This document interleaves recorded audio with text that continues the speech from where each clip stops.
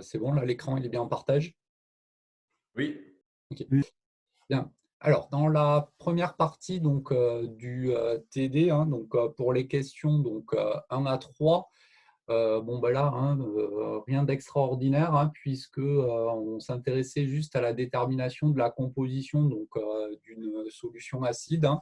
Donc ça, c'est ce qu'on avait déjà fait en fait, hein, la semaine dernière sur les petits exercices d'application. Donc là, on vous demandait dans un premier temps de rappeler le protocole de la dissolution, de tracer le diagramme de prédominance et puis ensuite de déterminer la composition de la solution. Bien, je vous projette là hein, le corrigé du TD. Pour le protocole de la dissolution, bon, bah, ça c'est des choses hein, que vous avez eu l'habitude de faire au lycée. Donc, je vous rappelle, on fait le prélèvement ici de notre solide hein, à l'aide d'une balance. On va introduire ça dans une fiole jaugée, on remplit à moitié avec de l'eau, on bouche, on agite, et puis ensuite hein, on complète jusqu'au trait de jauge où on va de nouveau agiter. Hein. Donc, je vous rappelle, lorsque on complète là pour arriver à 200 millilitres, il faut bien faire attention au fait que le bas du ménisque doit être au niveau du trait de jauge. Bien, donc ça c'est pour la dissolution. Dans la deuxième question, on vous demandait hein, de tracer le diagramme de prédominance. Donc le diagramme de prédominance, ici, hein, on a affaire à un diacide. Hein, donc on a l'espèce acide ASCH2, on a l'ampholyte sur la partie centrale, et puis la dibase hein, tout à fait à droite. Donc, je vous rappelle les valeurs qui permettent de distinguer les différentes zones de prédominance sont les valeurs de pK, en l'occurrence 4,2 et 11,6 ici. Donc là, je vous redis hein, ce qu'on avait dit la semaine dernière. Hein, lorsque on a plusieurs valeurs de pK, autrement dit qu'on a un diacide ou un triacide, hein, en général, on se limite aux zones de prédominance hein, parce que si on rajoute les zones de majorité, on n'y voit plus grand-chose au niveau du diagramme.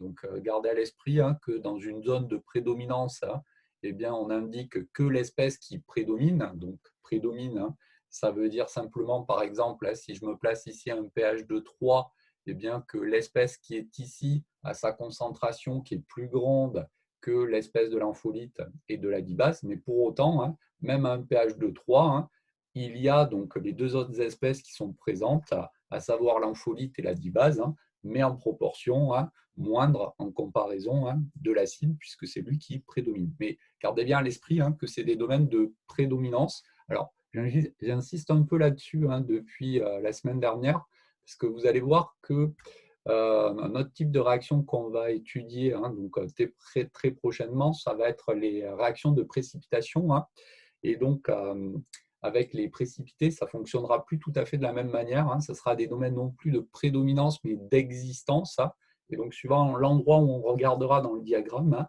il pourra y avoir une espèce qui n'est pas du tout présente. Et quand je dis pas du tout, hein, c'est vraiment hein, pas du tout, du tout. Ce qui n'est pas le cas avec des domaines de prédominance, hein, puisque si vous placez par exemple dans cette zone-là, hein, bon, ben, certes, c'est le diacide qui est présent en plus grande proportion, mais les deux autres, hein, même si on ne les écrit pas, hein, seront présentes également. Dans la question 3, on vous demandait de calculer le pH du milieu réactionnel.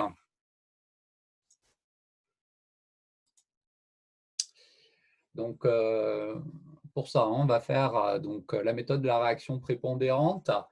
J'ai ici un axe des pKa où j'ai fait apparaître les deux couples de l'eau et les deux couples là, qui sont relatifs à l'espèce chimique à laquelle on s'intéresse. Gardez à l'esprit que les acides, les donneurs sont à droite et les bases, les accepteurs sont à gauche. Les espèces introduites sont l'eau d'une part et puis ASCH2 d'autre part. Donc, rappelez-vous bien, hein, quand on fait la méthode de la réaction prépondérante, hein, on n'imagine surtout pas les espèces qui sont susceptibles d'apparaître par telle ou telle réaction. Hein. On regarde uniquement les espèces qu'on introduit dans le milieu. Donc, en l'occurrence ici, hein, ASCH2 et H2O. Hein. Et ensuite, on fait la réaction entre l'acide le plus fort et la base la plus forte. Donc là, en l'occurrence, il n'y a qu'une base, c'est H2O. Il y a deux acides, H2O et puis donc, ici ASCH2. Donc l'acide le plus fort, c'est celui qui est le plus en bas sur le diagramme. Donc c'est lui. Donc la réaction prépondérante, là, voici. J'ai fait le tableau d'avancement associé donc à cette réaction-là, qualitativement avant de l'exploiter. Donc on peut tracer le gamma. Donc toujours pareil, on part toujours donc de la base utilisée en tant que réactif pour aller vers le deuxième réactif. Donc remarquez bien que le gamma il est à l'envers et donc que la réaction va se faire assez peu. Elle est thermodynamiquement défavorisée cette réaction. Donc la constante d'équilibre ici, c'est rien d'autre que la constante d'acidité, puisqu'on a la réaction entre l'acide ici et la base H2O. Donc on a une constante d'équilibre de 10 exposant moins 4,2. Et donc effectivement, cette transformation-là n'est pas totale. Et donc on va devoir utiliser donc, cette valeur de constante d'équilibre pour déterminer en particulier l'avancement final. Donc pour cela, on revient à la définition de la constante d'équilibre, le K0, qui est égal donc à l'activité ici de mon espèce ampholyte fois l'activité de H3O+, sur l'activité ici de ASCH2 fois l'activité de H2O. Toutes les activités, attention, sont prises à l'équilibre. De manière à avoir donc une écriture qui est assez compacte, ce que j'introduis, c'est un avancement volumique qui est homogène à une concentration.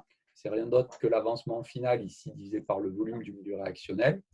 Et ensuite, donc, j'introduis ici la concentration apportée en ASCH2. Donc le petit n que j'avais fait introduire dans le tableau d'avancement, c'est rien d'autre que la masse sur la masse molaire. En divisant par le volume, j'ai mon C1, ce qui permet d'avoir donc une écriture un peu compacte ici pour ma constante d'équilibre. Bon, c'est toujours un peu le même type d'équation que l'on a. On a une équation polynomiale de degré 2 ici. Lorsqu'on la résout, cette équation polynomiale, on trouve un avancement volumique de 9,15 fois 10-4 mol par litre. D'après le tableau d'avancement, on se rend compte que l'avancement et donc l'avancement volumique vont nous donner directement les concentrations à l'équilibre des deux produits ici de la réaction prépondérante, H3O+, et puis la dibase ASCH-. Et puis ensuite, si on veut la concentration ici de notre acide, il suffit d'utiliser donc le tableau d'avancement. À l'état final, la quantité de matière, c'est N-XV. Si on divise par le volume, on a accès donc ici à C1-XV, la concentration de l'acide à l'état d'équilibre 1,3 fois 10 puissance moins 2 mol par litre. Donc, ce qui reste à faire, c'est à déterminer donc, le pH du milieu réactionnel. Donc là, il y a deux façons donc, de procéder. Donc, soit on fait moins log de la concentration de H3O+, donc la concentration de H3O+, on l'a directement à ce niveau-là, donc ça nous donne un pH de 3. Soit on utilise l'expression de la constante d'acidité, qui nous donne la formule pH égale pK plus log de la base sur l'acide, en composant par moins log à base 10. Et donc, bien évidemment, on trouve la même chose. Alors, ça, on n'en a pas encore parlé, puisqu'on n'a pas parlé encore d'aspect expérimental. Mais remarquez bien, et si vous regardez un peu ce qu'on a fait la semaine dernière, c'était déjà le cas, que toutes les valeurs de pH, on les a exprimées avec une précision qui porte sur le dixième ici. Donc, ça, c'est lié en fait au côté plus expérimental. Donc, quand on est en TP, la précision donc, des pH mètres, elle est fiable en général que sur la première décimale. Donc, c'est la raison pour laquelle la plupart des résultats, du point de vue du pH, seront exprimés uniquement ici avec une décimale. Donc là, je garde simplement 3,0. Bien. Ce que l'on pourrait se demander, c'est un peu comme lorsqu'on avait fait l'exercice sur l'acide citrique la semaine dernière.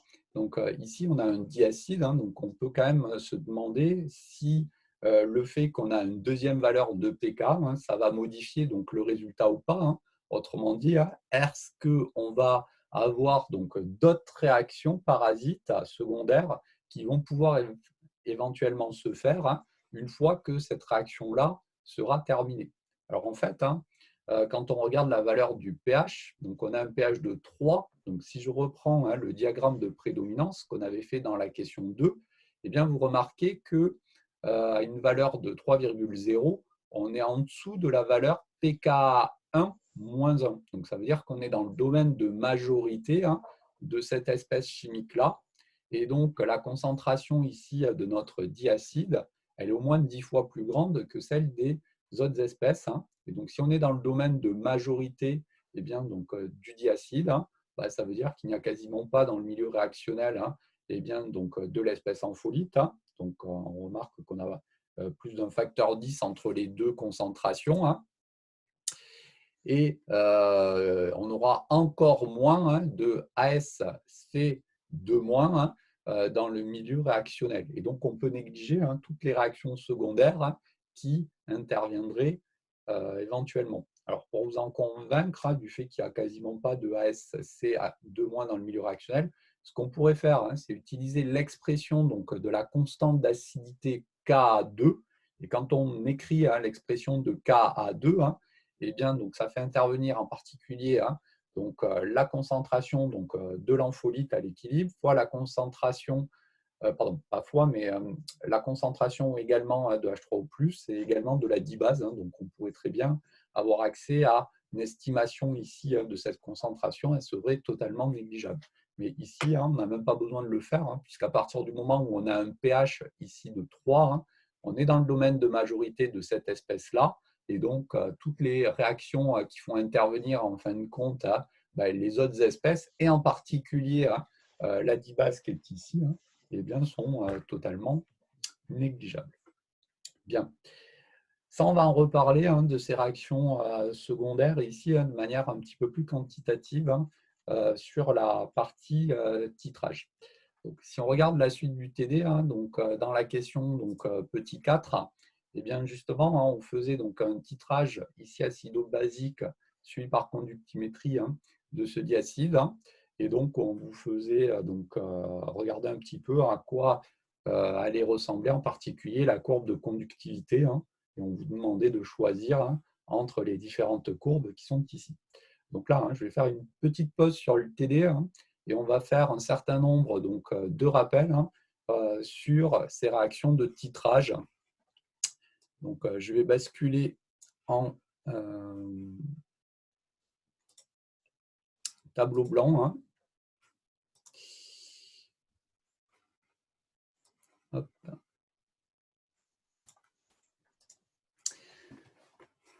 Donc là, normalement, vous avez le tableau blanc en visuel. C'est bon? Oui. Ok. Alors, je vais essayer d'écrire en direct. Alors, par contre, je viens juste de recevoir une tablette avec stylet. Donc, j'ai commencé à m'entraîner, mais ce n'est pas facile à écrire au stylet. Il va me falloir quelques jours pour bien m'adapter. Donc, pour aujourd'hui, on va faire avec une écriture, on va dire, pas terrible. Et puis, dans les jours qui viennent, j'espère que ça sera un petit peu mieux. Alors, c'est lisible, là, j'ai fait quelques tests, mais effectivement, pour l'instant, ce n'est pas encore tout à fait ça. Bien. Alors, ce que l'on va faire, donc là, je vous conseille de prendre une feuille et un stylo parce qu'on va faire un certain nombre de rappels. Après, toujours pareil, donc la vidéo, là, elle est enregistrée, donc au besoin, vous pourrez y revenir. Je la mettrai toujours pareil sur YouTube. Bien. Donc, on va faire un certain nombre de rappels sur plusieurs types de titrage. Donc, on va commencer par le titrage le plus simple. C'est le titrage d'un acide fort.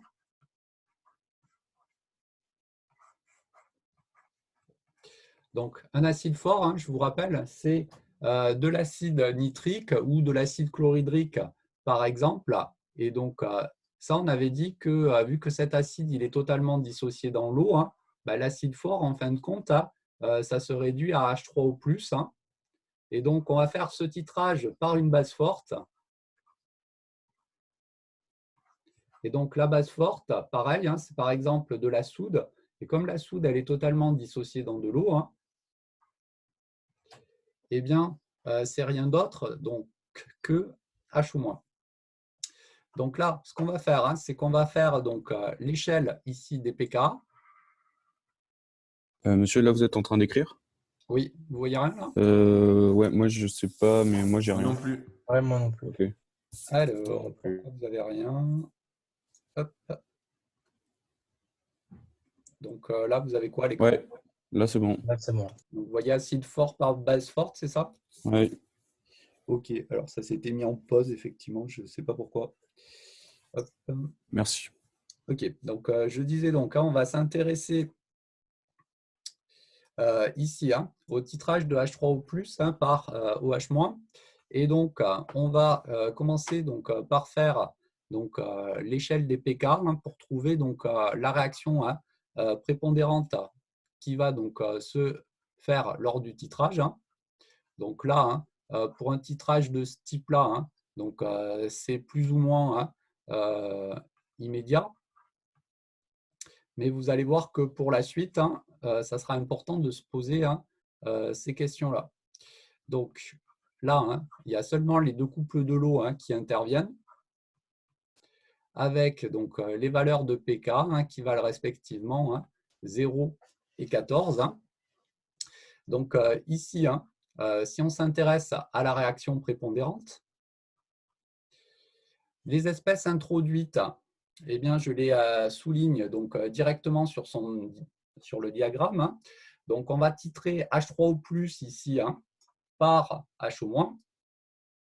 Donc, il y a également de l'eau présente dans le milieu réactionnel puisque eh bien, on est en solution aqueuse. Et donc, si on s'intéresse à la réaction prépondérante, c'est la réaction entre l'acide le plus fort et la base la plus forte. Et donc, c'est rien d'autre que H3O+, ici, plus HO-, donc qui va donner 2H2O.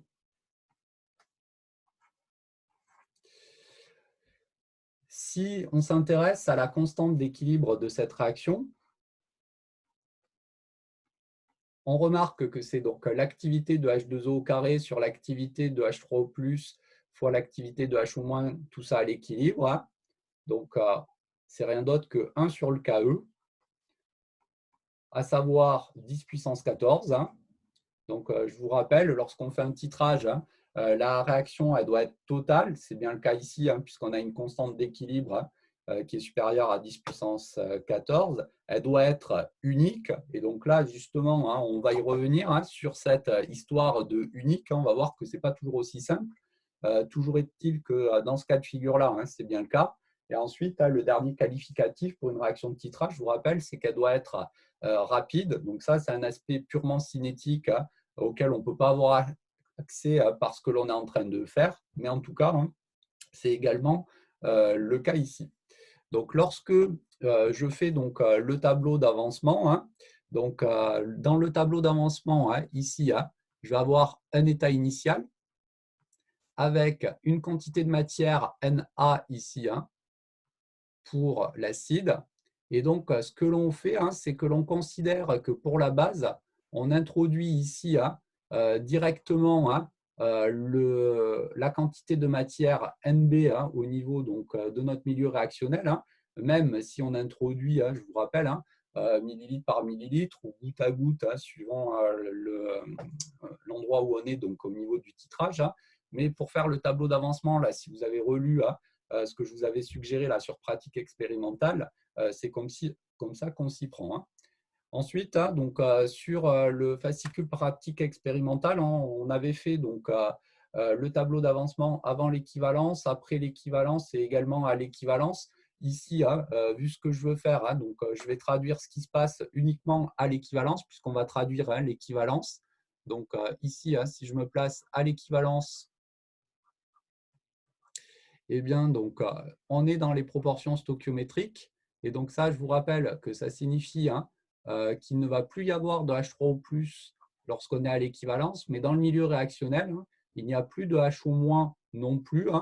Donc attention, quand vous traduisez l'équivalence, souvent vous dites que lorsqu'on est à l'équivalence, on a autant d'acide que de base. Alors c'est vrai, mais en tout cas, il n'y en a pas, hein, parce que si vous regardez donc, le tableau que je viens de faire, il n'y a plus de H3O+, ni de HO- à l'équivalence. Alors, c'est sûr hein, que les deux concentrations elles vont être égales, elles vont être nulles, mais ce qu'il vaut mieux dire, hein, c'est qu'à l'équivalence, hein, on est dans les proportions stoichiométriques, ou encore hein, que l'on a introduit autant de réactifs titrants qu'il y avait de réactifs attitrés initialement. Hein. Et donc, à l'équivalence, ici, on a donc ici X qui va être égal à Na, la quantité de matière d'acide initialement présente, fois la quantité de matière de base versée. Hein. Et donc, on retombe sur l'expression hein, classique, à savoir CaVa égale Cb fois le volume équivalent ici, hein, qui traduit l'équivalence. Donc là, attention à cette relation-là. Hein, je pense qu'il faut mieux la redémontrer à chaque fois, parce que là, on est dans le cas simple, là, où on a simplement H3O+, ici, qui est titré hein, par HO-. Vous allez voir qu'on va regarder également ce qui se passe hein, dans le cas donc, de diacide en particulier. Et donc là, hein, il faudra donc, y regarder d'un petit peu plus près, hein, puisqu'il y a les nombres stoichiométriques qui interviendront. Hein.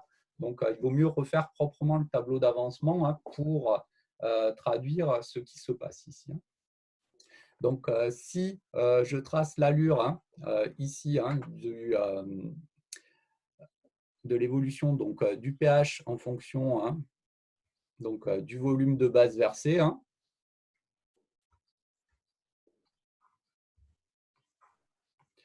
On va donc avoir quelque chose qui ressemble à ça. Avec ici hein, le volume VE hein, que l'on peut déterminer donc par la méthode des tangentes. Bien. Ce qui m'intéresse un petit peu plus, hein, c'est ce que vaut ici hein, le pH à l'équivalence ici. Donc, si on s'intéresse au pH à l'équivalence,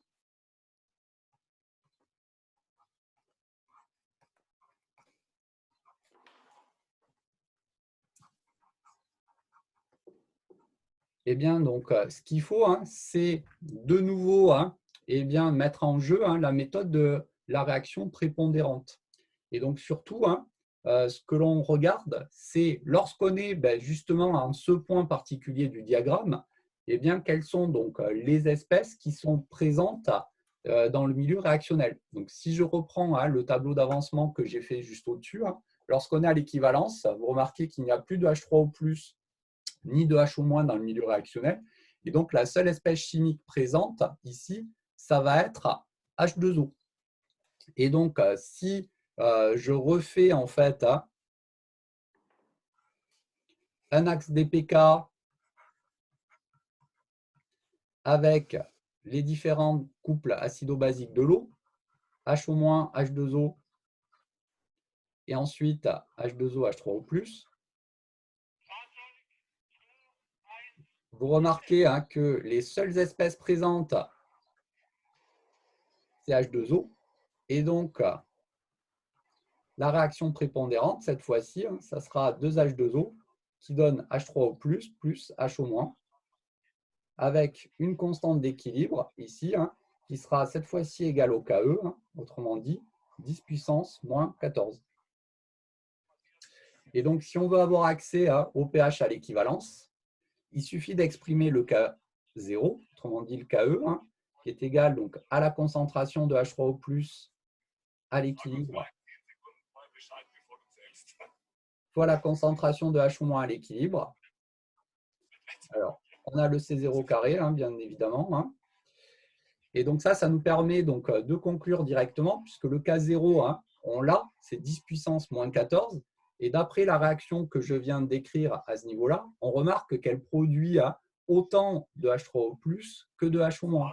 Et donc, cette expression qui est ici, hein, on peut dire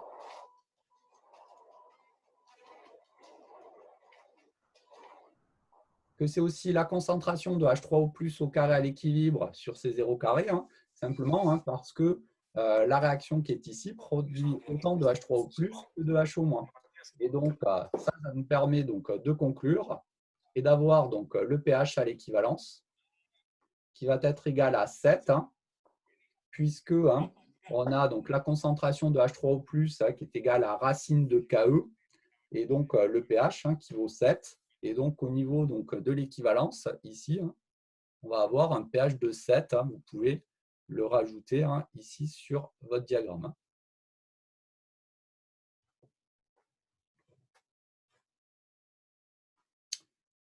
Bien. Des questions là-dessus? Moi, monsieur, je ne comprends pas pourquoi on a H3O+ au carré. Alors, simplement, là, je n'ai pas fait le tableau d'avancement au niveau donc, de la réaction prépondérante lorsqu'on est à l'équivalence. Mais si je le complète un petit peu, donc ici, c'est le solvant. Pour aller plus vite, j'écris S. Donc, on a à l'état initial S 0, 0.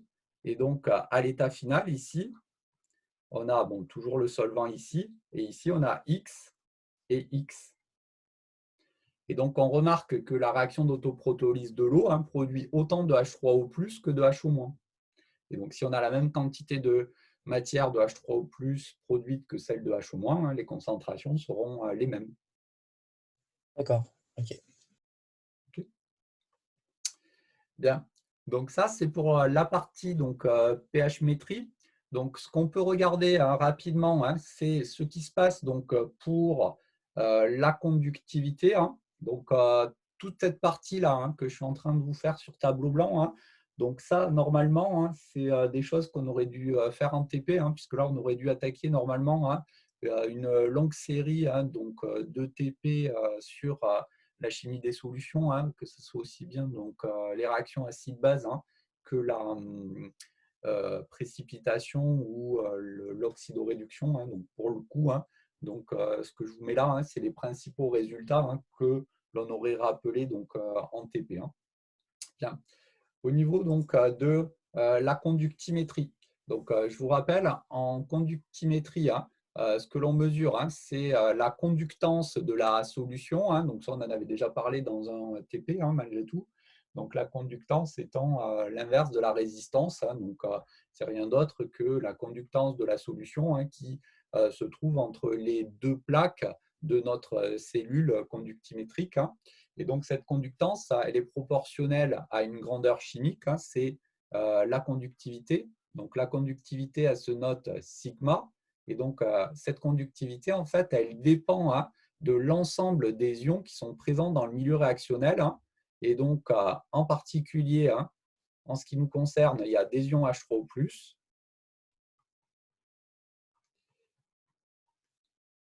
des ions HO-. Mais c'est là où il faut faire attention. Vous remarquez bien que sur la méthode de la réaction prépondérante, ici, eh bien, je n'ai pas parlé en fait, des ions spectateurs qui étaient présents. Donc, quand on s'intéresse à un acide fort, on peut titrer par exemple de l'acide nitrique ou de l'acide chlorhydrique. Donc, suivant l'acide que l'on titre, bien évidemment, l'ion spectateur ne va pas être le même. Donc, si on titre de l'acide chlorhydrique, ça sera H3O+, plus Cl-. Si c'est de l'acide nitrique, ça sera H3O+, plus NO3-. Donc là, je prends par exemple de l'acide chlorhydrique. Après, en soi, ça ne va pas changer grand-chose à la conclusion qu'on va donner après. Et puis, donc, pour la base forte, donc, on a dit on travaille exclusivement avec de la soude. Donc, la soude, je vous rappelle, Na+, plus HO-. Donc, là, il ne faut pas oublier donc, les ions spectateurs, puisqu'ils contribuent eux aussi à la valeur de la conductivité. Donc là, vous remarquez qu'au niveau des différents termes qui interviennent, donc, il y a à la fois la concentration de l'espèce chimique qui intervient, et ensuite un coefficient devant qui s'appelle la conductivité donc, molaire ionique, qui dépend donc, de l'ion considéré. Et donc, suivant l'ion auquel on s'intéresse, cette conductivité molaire ionique, elle est plus ou moins grande. Donc, si vous prenez donc, l'ion H3O+, ou l'ion HO- par exemple, ce sont les deux ions qui possèdent les conductivités molaires ioniques, donc les coefficients lambda ici, qui sont les plus grands. Donc, vous avez 35 pour H3O+, et vous avez à peu près environ 20 hein, pour la conductivité molaire ionique de l'ion HO-. Hein. Donc, ces coefficients ici, hein, ils s'expriment en millisiemens mètre carré mol-1. Donc, en gros, 35 et 20, hein, on a dit ici. Si vous prenez les autres ions hein, qui interviennent, hein, bon, bah, elle est plus faible. Hein. Donc, pour l'ion Cl-, hein, on est autour de 7,6 et pour l'ion Na+, on est autour de 5 à peu près. Hein. Donc, ça, c'est important de garder à l'esprit que HO- et H3O+, sont les deux ions hein, qui vont le mieux conduire hein, ici la solution. Hein, et donc, pour lesquels on a en fait la conductivité molaire ionique qui est la plus grande. Hein. On va voir que c'est important hein, pour l'allure de la courbe de conductivité. Donc, ici, hein, on va rester sur quelque chose hein, de totalement qualitatif en disant hein, comment vont évoluer les différents termes qui interviennent donc, au niveau de cette valeur de conductivité, hein, suivant que l'on est avant ou après hein, l'équivalence ici. Donc, si je commence à regarder ce qui se passe avant l'équivalence, donc là, je vous rappelle hein, que ce que l'on fait, c'est que l'on titre hein, l'acide chlorhydrique par la soude HO-.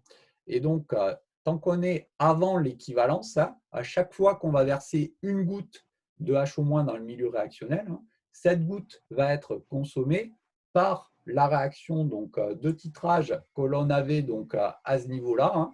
Donc, lorsqu'on est avant l'équivalence, il n'y a pas de HO- dans le milieu réactionnel puisque chaque fois qu'on en verse une goutte, ça va être consommé par H3O+. Par contre, lorsqu'on sera après l'équivalence, ça sera l'inverse. Il n'y aura plus de H3O+ dans le milieu réactionnel. Donc, si on est après l'équivalence, à chaque fois qu'on rajoute du HO-, il va avoir au contraire tendance à s'accumuler dans le milieu. Au vu de ce que je viens de dire, eh bien, on va avoir ici hein, eh bien, globalement hein, la concentration de H3O+, qui va diminuer ici hein, avant l'équivalence du fait que l'on verse eh bien, donc, des HO- dans le milieu réactionnel. Les HO-, eh bien, si on est avant l'équivalence, il n'y en a pas. Les Cl-, eux, hein, sont relatifs hein, eh bien, aux ions chlorure Cl- qui ont été introduits initialement en même temps que les ions H3O+. Donc, eux, ils vont être constants hein, dans le milieu réactionnel. Hein. Et puis, donc, les Na+, eux, ils sont amenés en même temps que les ions HO-. Hein. À chaque fois qu'on verse de la soude dans le milieu réactionnel, hein, eh bien, les ions Na+, eux, hein, vont voir leur concentration augmenter. Hein. Et donc, on va avoir ici, globalement, hein, le dernier terme qui va augmenter. Qualitativement, si on fait la même chose après l'équivalence. Donc, après l'équivalence,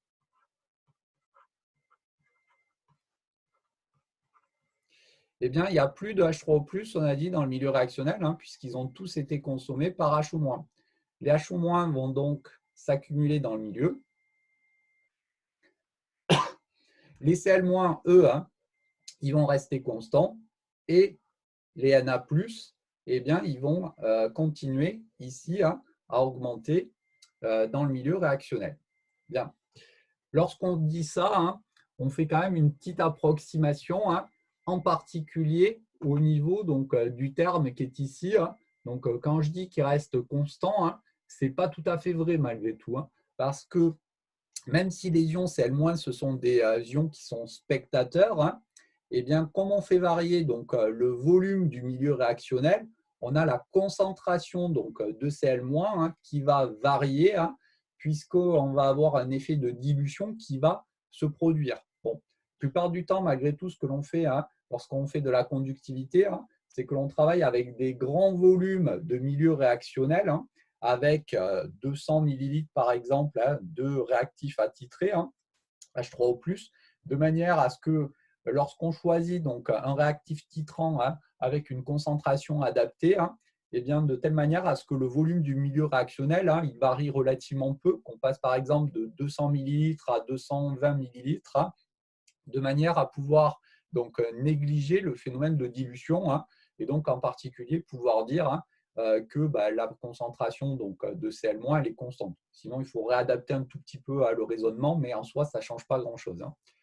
Et donc, Monsieur, oui. J'ai pas hyper bien compris pourquoi la concentration de sel-, elle reste à peu près constante et celle de Na+, elle augmente. Alors, simplement parce que je vous rappelle qu'on titre l'acide chlorhydrique par de la soude. D'accord? Donc, imaginons qu'on introduise 1 mol d'acide chlorhydrique dans 1 litre d'eau. Quand on va faire le titrage, les ions H3O+, au fur et à mesure, ils vont être consommés par HO-. Bon. Par contre, si on ajoute 1 mol dans 1 litre d'eau de H3O+, plus Cl-, comme les ions Cl-, ce sont des ions spectateurs, cette mol par litre d'ions Cl-, elle va rester dans le milieu réactionnel. Elle ne va pas varier, à condition qu'on néglige la dilution, simplement parce que ces ions Cl- ne sont mis en jeu dans aucune réaction acido-basique, justement. Et c'est pour ça que leur concentration est constante. Les ions Na+, par contre, eux, ils sont introduits dans le milieu réactionnel en même temps que les ions HO-, puisque la soude, c'est le réactif titrant. Donc, quand on va verser de la soude dans le milieu réactionnel, ce que l'on verse dans le milieu réactionnel, c'est des ions HO- et des ions Na+. Alors, les ions HO-, ils vont être consommés avant l'équivalence, donc il n'y en aura pas dans le milieu réactionnel. Par contre, les ions Na+, qui sont introduits en même temps que les ions HO-, eux, vu que c'est des ions spectateurs, eh bien, ils vont s'accumuler dans le milieu, ils vont voir leur concentration augmenter, en fait. Ok, merci beaucoup. Bien. Alors, si on donne la courbe de conductivité pour finir, donc la conductivité en fonction du volume, donc dessous de versé, toujours pareil. Donc, au niveau de ce qui se passe après l'équivalence, vous remarquez que là, il n'y a pas de doute. Donc, ça augmente et ça augmente ces deux termes. Donc, globalement, la conductivité elle va augmenter. Avant l'équivalence, on pourrait avoir un doute puisqu'il y a un terme qui diminue et un terme qui augmente. Et c'est là où il faut bien garder à l'esprit ce que l'on a dit au début, à savoir que la conductivité molaire ionique de H3O+, elle est plus grande que celle des autres ions qui sont mis en jeu. On avait dit 35 pour H3O+, 20 pour HO-, 7,6 pour Cl- et 5 pour Na+, donc dans l'unité usuelle, millisiemens mètre carré mol moins 1. Et donc, globalement, ce terme-là, il va faire décroître la valeur de la conductivité, puisque le lambda de H3O+, est plus grand que celui de Na+. Et donc, si on trace l'allure de la courbe de conductimétrie ici, on va avoir quelque chose, en fin de compte, qui va ressembler à ça, avec ici notre volume équivalent. Lorsqu'on fait un titrage par conductimétrie, donc autant lorsqu'on fait de l'acido-basicité, lorsqu'on est au voisinage du volume équivalent, donc ça, je n'en ai pas parlé tout à l'heure, mais ce qu'on fait, c'est qu'on va prendre des points régulièrement espacés sur cette courbe au départ. Et puis quand on va avoir le saut de pH, surtout, il faut resserrer les mesures pour avoir une belle courbe, parce que si on prend par exemple des mesures à tous les millilitres, on va avoir une courbe qui va être relativement carrée ici au niveau de l'équivalence. Et donc en pH-métrie, il faut absolument resserrer les mesures dans toute cette zone de mesure qui se trouve à ce niveau-là pour bien avoir les parties arrondies qui vont être nécessaires ensuite si on veut faire la méthode des tangentes en particulier. Lorsqu'on travaille en conductivité, on n'a plus ce problème-là parce que ce que l'on peut faire, c'est prendre des points qui sont ici relativement espacés. On va avoir des portions de droite. Donc, on peut faire ça. Ici, on va avoir un point et ainsi de suite. Dans la partie centrale, vous remarquez que ça ne sert absolument à rien ici de resserrer les mesures parce que ce que l'on va faire, c'est que l'on va linéariser ici la première partie de la courbe avec ce qui se passe avant l'équivalence. Pareil, après, les points qui vont être sur la partie centrale, ici, on ne va pas s'en servir. Et donc, lorsqu'on est avec un titrage conductimétrique, ça ne sert à rien de resserrer les mesures en fin de compte. Donc, voici pour l'allure en fait, de notre courbe de conductivité lorsque on a ce titrage de l'acide fort H3O+ par base forte H-. Bien. Des questions là-dessus? C'est par rapport aux conductances, il faut les connaître par cœur. Non, non, non, non, on vous les donnera ça au besoin. Le seul point important, hein, c'est de retenir que les valeurs de conductivité molaire ionique de H3O+ et de HO- sont plus grandes que celles des autres ions. C'est ce qui permet donc de tracer l'allure de la courbe obtenue. Et d'ailleurs, hein, lorsqu'on va revenir au TD tout à l'heure, là, ce qui permet d'interpréter donc l'allure de la courbe, c'est ça, hein, c'est de savoir que ces conductivités, elles sont plus grandes que celles des autres pour pouvoir justement traduire le fait que ça augmente ou que ça diminue globalement la conductivité pour telle ou telle partie du titrage. D'accord. Okay. Bien. Donc là, hein, ce que l'on a fait, c'est que l'on s'est intéressé d'abord à l'acide fort H3O+, titré par la base forte HO-. Alors, on ne va pas faire le cas symétrique HO- par H3O+. En gros, à condition d'inverser tous les résultats, on obtient quelque chose d'analogue, j'ai envie de dire. Donc, ça ne présente pas de grosses difficultés. Ce qu'on va regarder par contre maintenant, c'est le titrage d'un acide faible, par exemple l'acide éthanoïque, par une base forte. Et on va reprendre le même type de raisonnement pour voir un petit peu ce qui se passe ici. Donc ici, on va s'intéresser au titrage d'un acide faible.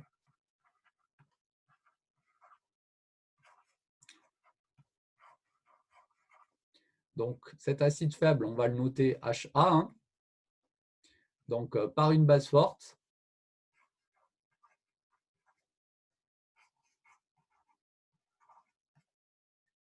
Donc la base forte, ça va être encore une fois la soude, H-.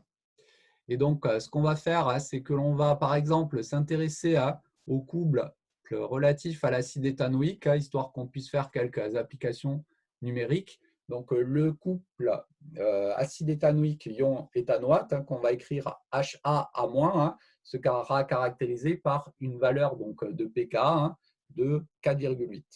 Bien.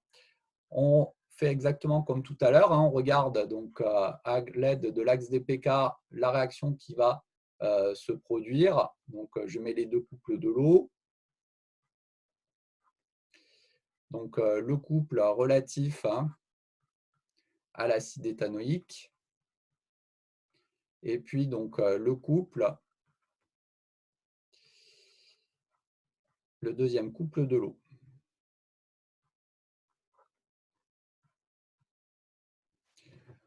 On va titrer ici l'acide HA par HO-. Donc, si je souligne les espèces présentes dans le milieu réactionnel lors du titrage, donc on a deux acides, HA et H2O, et on a deux bases, HO- et HA. Je fais réagir l'acide le plus fort avec la base la plus forte. Donc, la réaction de titrage, ça sera donc HA plus HO-,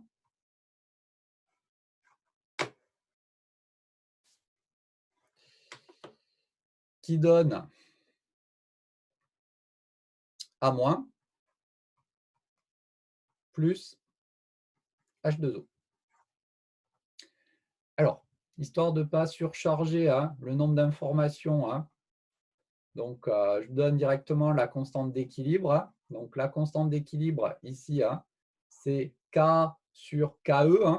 Donc ça se retrouve facilement. Donc on l'avait fait donc, dans les applications du cours. Il suffit de réexprimer donc, la constante d'équilibre à l'aide des activités. Donc ça pose aucun problème. Donc le K, c'est 10 exposant moins 4,8. Le KE, c'est 10 exposant moins 14. Et donc, on a une transformation qui, une nouvelle fois, va être totale, puisqu'on a une constante d'équilibre ici de 10 exposant 9,2. Bien. Si je regarde mon tableau d'avancement ici, donc je vais faire l'état initial. J'ai NA, NB, ici 0. Ici, j'ai mon solvant.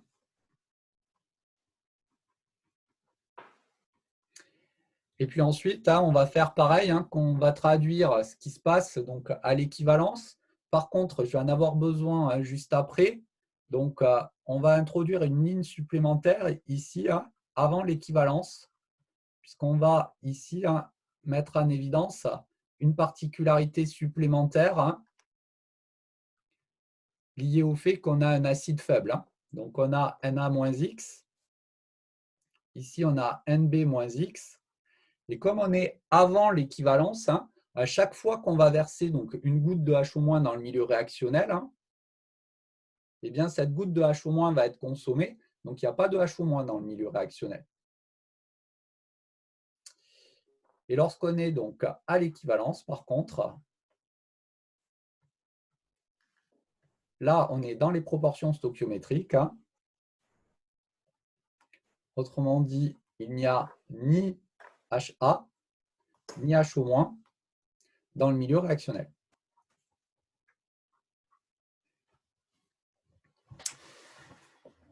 Bon, si on traduit pour commencer l'équivalence, lorsqu'on est à l'équivalence, on est dans les proportions stoichiométriques. Et donc là, on va avoir quelque chose d'analogue à ce qu'on avait mis en évidence précédemment. On a X qui est égal à Na qui est égal à Nb. Et donc, on retrouve le même type de relation que précédemment, à savoir que CAVA égale CB fois V équivalent.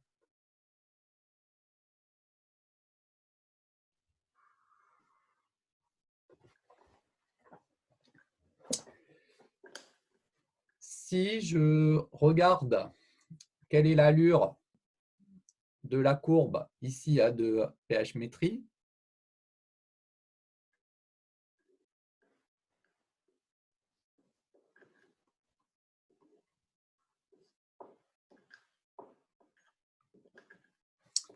donc là, si je reviens un tout petit peu en arrière une seconde, pour reprendre la courbe précédente.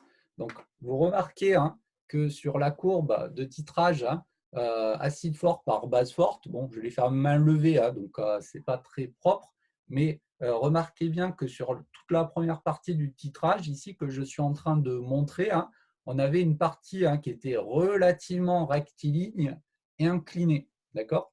Lorsqu'on s'intéresse à un acide faible, là, ça va être différent, la courbe de titrage. On va avoir au départ ici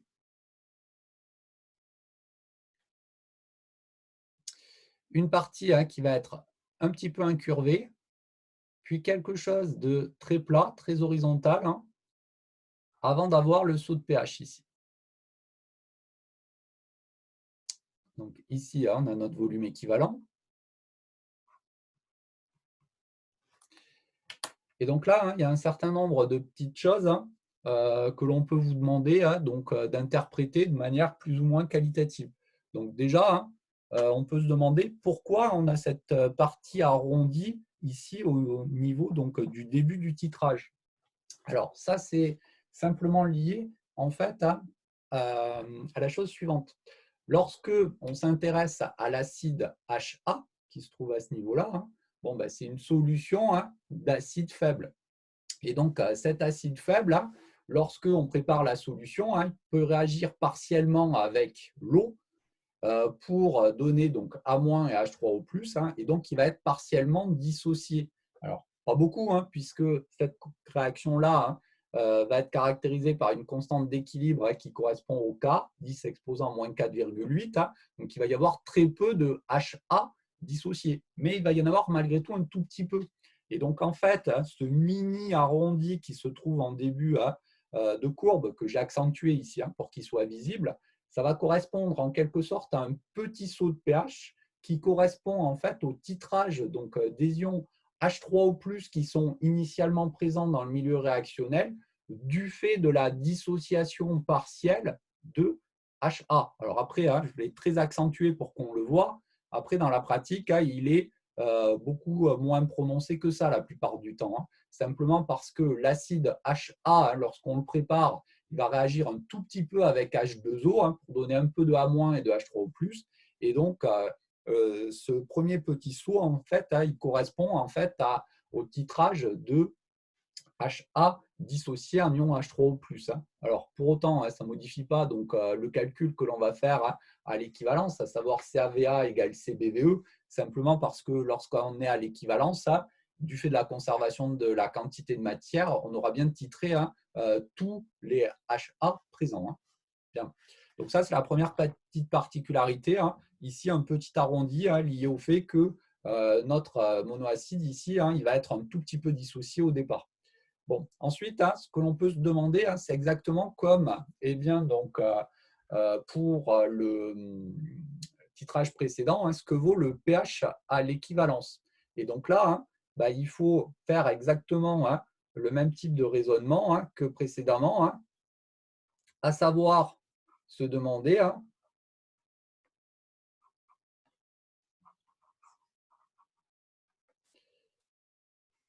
quelles sont les espèces qui sont présentes à l'équivalence et ensuite, quelle est donc la réaction prépondérante qui va imposer donc, le pH dans le milieu réactionnel lorsqu'on est à l'équivalence. Donc, si on regarde le tableau d'avancement qui est ici, à l'équivalence, on a dit qu'il n'y a plus de HA ni de HO-. Et donc, on va avoir simplement du A- et du H2O à l'équivalence. Donc, les espèces présentes à l'équivalence, c'est A- et H2O. Et donc, si je fais mon échelle des pK, toujours pareil, avec HO-, H2O, A-, HA et H2O, H3O+.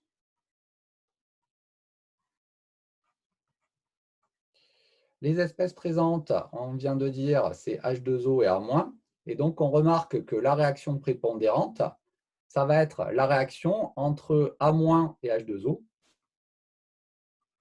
pour donner HA et HO-. Donc là, je ne vais pas faire le calcul en entier, mais il faudrait donc calculer la constante d'équilibre, faire le tableau d'avancement et déterminer donc, le pH final. Donc ça se fait, il n'y a pas de souci. On va rester sur quelque chose d'un petit peu plus qualitatif ici. Vous remarquez en fin de compte que lorsqu'on est à l'équivalence, vu que les espèces présentes sont donc, H2O et puis la base A-, en fin de compte, ce que l'on a ici, c'est un mélange de la base faible A- qui va réagir avec H2O. Et donc, lorsqu'on est à l'équivalence,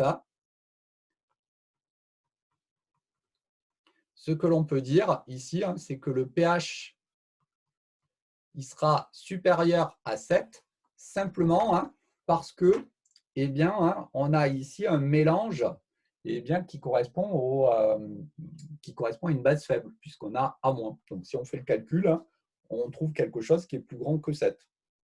Donc, le calcul ne pose pas de grosses difficultés, mais il faudrait des valeurs numériques. Bien, donc ça, c'est ce que l'on peut dire. pH égal à 7 si on a un acide fort attitré, pH plus grand que 7 si on a un acide faible. Il y a une autre particularité au niveau de la courbe de titrage. Je vous ai dit, sur cette courbe-là, on a une partie ici qui est très, très plate. Et la particularité, c'est que si on se place ici à volume équivalent sur 2, donc, la valeur donc, du pH, là encore une fois, va prendre une valeur particulière. Alors, on peut se demander pourquoi. Donc, ça, c'est lié en fait à la ligne supplémentaire du tableau d'avancement, ici que je vous ai fait écrire à ce niveau-là. Bien. Lorsqu'on est avant l'équivalence, on a dit que le réactif titrant, c'était la base HO-. On s'en rend bien compte au niveau de la ligne qui se trouve à ce niveau-là. Et donc, lorsqu'on va se placer à ce volume particulier, V équivalent sur 2, X, ça va être égal à la quantité de matière de base introduite dans le milieu réactionnel. Et donc, si on regarde ce qui se passe à la demi-équivalence,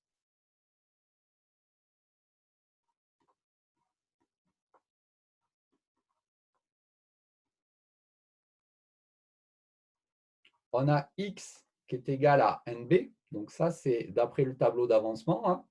qui est égal à CBVE sur 2.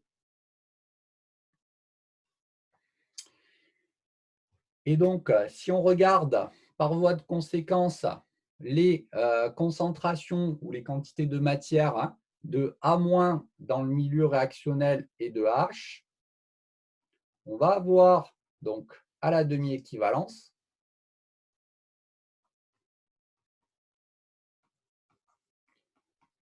les quantités ici hein, de HA et de A- hein, qui vont être les mêmes. Donc, la quantité de A-, hein, si on regarde dans le tableau, hein, c'est rien d'autre que X ici. Hein. Autrement dit, CB fois V équivalent sur 2. Donc, au niveau de HA, bah, il suffit de faire NA moins X. Mais comme NA, hein, c'est égal à CAVA, qui est égal à CBVE, bah, on se rend bien compte hein, que NA moins X va être égal à X, à condition hein, qu'on soit bien à la demi-équivalence. Et ça, c'est intéressant de remarquer que lorsqu'on est à la demi-équivalence, que ces deux concentrations ici sont égales. Simplement parce que, je vous rappelle, on a pH égale pK plus log de la base sur l'acide. Et donc, comme on a la même concentration en base et en acide conjugué, eh bien, on va avoir rien d'autre que pH égale pK à la demi-équivalence ici.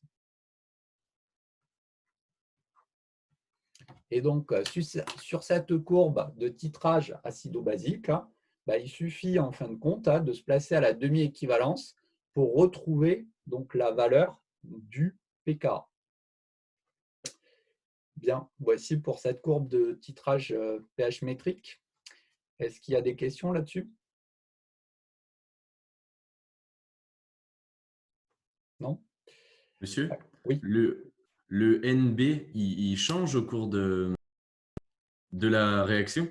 Alors oui, gardez bien à l'esprit ici que c'est un titrage. Hein. Donc, lorsqu'on a un titrage, surtout, hein, on fait un tableau d'avancement en quantité de matière puisque justement le volume du milieu réactionnel hein, va varier au fur et à mesure qu'on va rajouter du HO- hein, dans le milieu réactionnel. Donc là, au niveau du tableau d'avancement que l'on fait, hein, donc, imaginons qu'on ait versé donc, 2 millilitres hein, au moment où on regarde donc, 2 HO- dans le milieu réactionnel, le NB, ça sera donc la concentration en fait de notre base fois le volume de millilitres de HO- versé. Si on se place à un instant ultérieur où on a versé au global 10 millilitres de HO-, eh bien à ce moment-là, le NB, hein, il sera égal à CB fois ce volume de 10 millilitres que l'on a versé. Donc, le volume, la quantité de matière NB hein, va être effectivement variable du fait hein, qu'on va se placer à des instants donc, différents donc, du titrage. C'est pour ça que c'est important hein, de travailler avec des quantités de matière ici hein, pour ne pas avoir le problème de dilution lié au fait que le volume du milieu réactionnel change. Mais oui, le NB, il est variable ici, hein, mais de manière à avoir un tableau d'avancement simple, hein, le NB, hein, on considère qu'on a introduit telle quantité de matière au global, donc dans le milieu réactionnel, hein, une quantité de matière qui correspond à 1 millilitre, 2 millilitres, 10 millilitres, 20 millilitres, hein, et ensuite on fait le tableau d'avancement en regardant hein, cette quantité particulière introduite. Mais oui, il est variable. D'accord.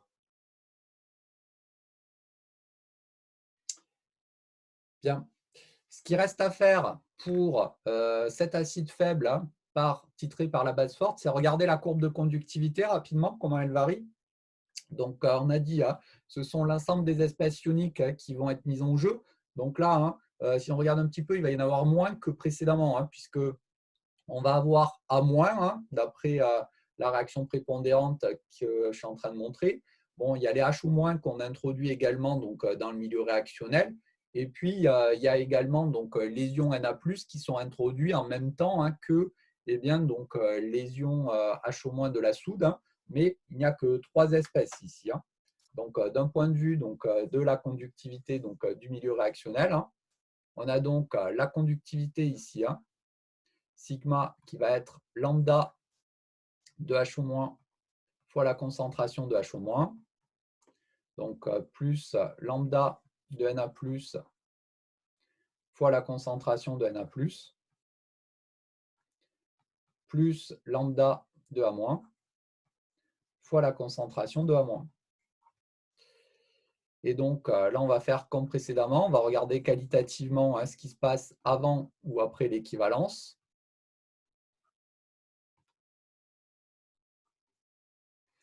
Donc, si on est avant l'équivalence, on a dit que le réactif titrant H au-, il ne va pas y en avoir dans le milieu réactionnel. On s'en rend compte sur le tableau d'avancement qu'on a fait juste avant.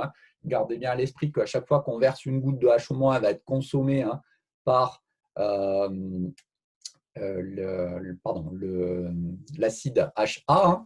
Les ions Na+, eux, vont voir leur concentration augmenter parce que ce sont des ions spectateurs, ils ne participent à aucune réaction acido-basique. Et compte tenu du fait qu'on introduit des ions H- dans le milieu réactionnel, les ions Na+, eux, vont voir leur concentration augmenter. Et lorsqu'on est avant l'équivalence, on a la concentration de H- qui augmente d'après le tableau d'avancement. Après l'équivalence, eh bien, donc, les H-, eux, vont s'accumuler dans le milieu, puisqu'il n'y aura plus d'acide HA attitré. Les ions Na+, eux, continuent à s'accumuler. Et du fait de la réaction acido-basique, on va avoir ici la concentration de A- qui va rester constante, puisque compte tenu du fait qu'il n'y a plus de HA dans le milieu réactionnel, eh bien, la réaction de titrage ici va s'arrêter. Donc là, on remarque que globalement, en fin de compte, la conductivité elle va augmenter au fur et à mesure du titrage.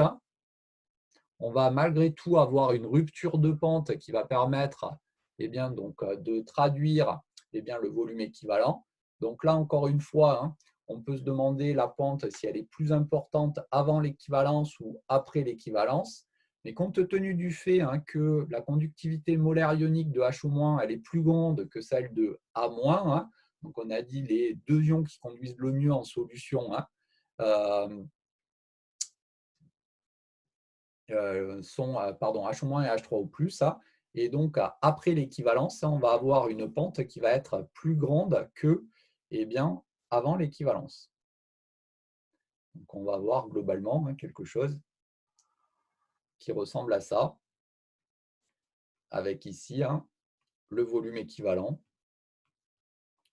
Donc, toujours pareil, en négligeant donc, le phénomène de dilution, sinon il faut le réadapter un tout petit peu. Bien. Donc, voici pour le titrage de cet acide faible. Il y a des questions là-dessus? Non? Alors, on va regarder un autre cas de figure. Donc là, on va rester un tout petit peu plus qualitatif, mais on va s'intéresser cette fois-ci au titrage d'un diacide. Donc, on va s'intéresser au titrage, en fait, ici, de l'acide fumarique.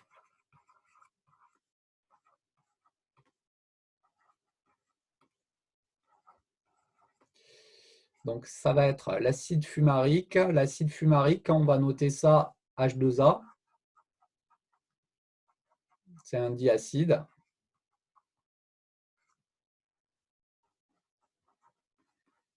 Donc, par une base forte.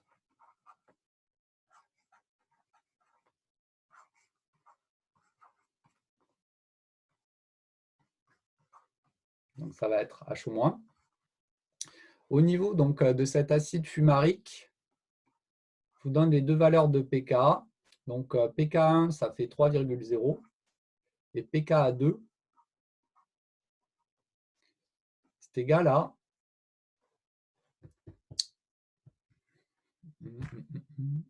4,5.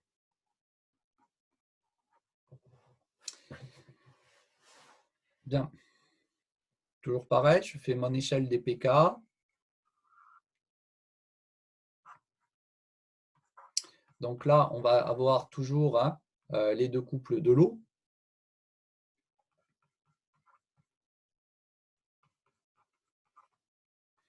Et puis, donc, les deux couples relatifs à l'acide fumarique.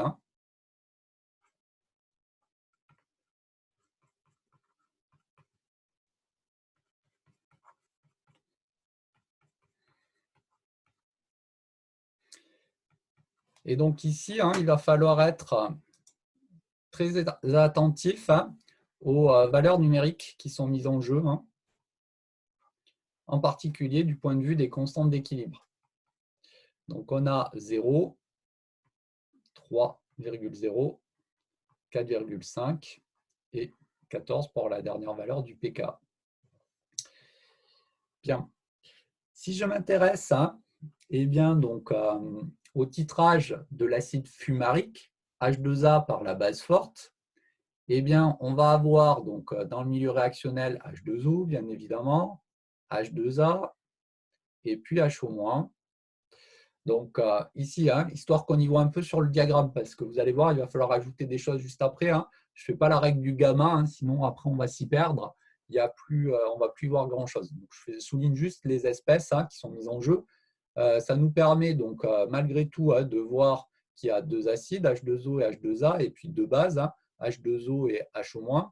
Et donc la réaction prépondérante, je vais la noter RP1, ça va être la réaction entre l'acide le plus fort et la base la plus forte, autrement dit entre H2A et HO-, pour donner donc HA- et H2O.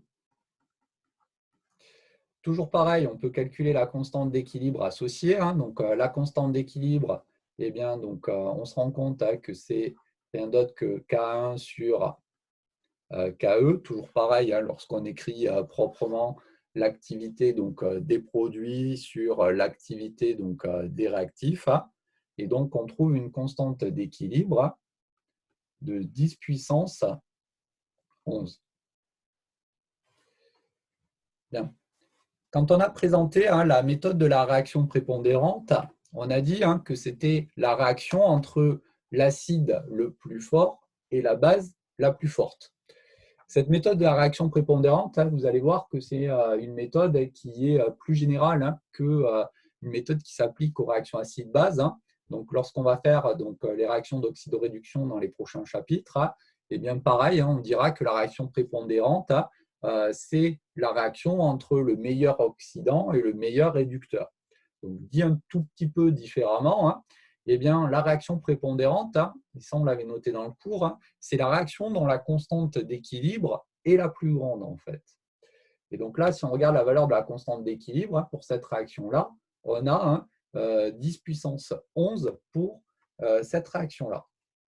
Bon, par contre, si on regarde un petit peu la réaction qui se produit, vous remarquez qu'au fur et à mesure qu'on va verser les HO- dans le milieu réactionnel, il va y avoir les A- ici qui vont apparaître en tant que produit de la réaction. Et donc, à partir du moment où on a versé la première goutte de HO- dans le milieu réactionnel, les espèces qui seront présentes,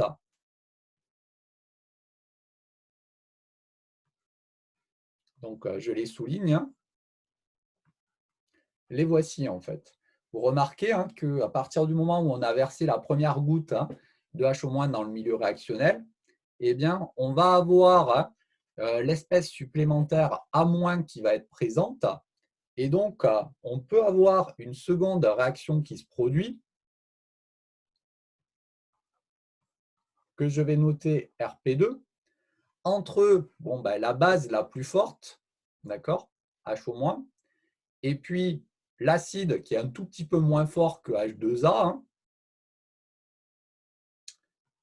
à savoir A- plus HO-, qui est égal donc à A2- plus H2O. Si on regarde la constante d'équilibre que je note K0' de cette réaction-là, pareil, si on s'intéresse à cette constante d'équilibre et qu'on l'exprime proprement à l'aide des différentes activités, ça nous donne K2 sur KE. Et donc, on trouve 10 exposant 9,5. Et donc là, si vous regardez un petit peu les deux constantes d'équilibre, alors certes, K0, cette constante d'équilibre, elle est plus grande que K0', mais elles sont quand même relativement proches, hein, ces deux constantes d'équilibre. On a moins d'un facteur 100, hein, on a tout juste un facteur un peu plus de 10 hein, entre les deux constantes d'équilibre. Et donc, même si la réaction prépondérante telle qu'on l'a définie, hein, ça reste la première, compte tenu du fait que les deux constantes d'équilibre, elles sont proches l'une de l'autre, en fait, ces deux réactions-là vont se faire en même temps.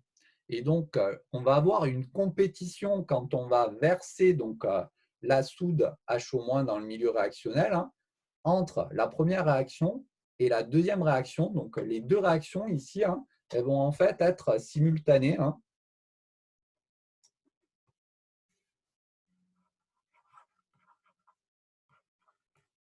Donc, ici, les réactions, hein, elles sont simultanées.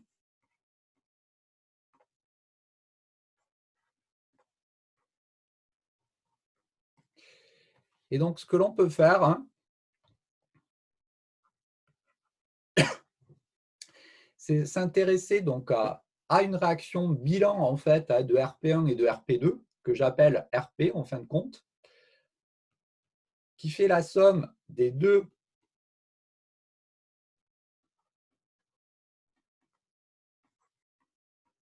réactions précédentes, hein,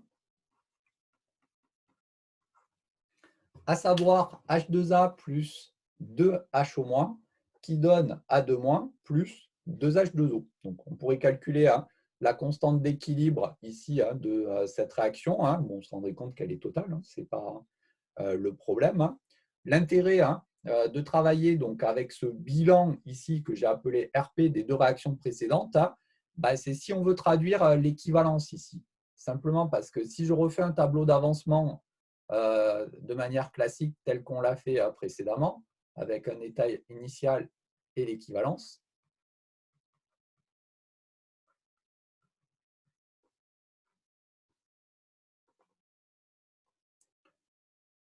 bon, pour le solvant H2O, je fais un petit trait pour aller plus vite. Hein.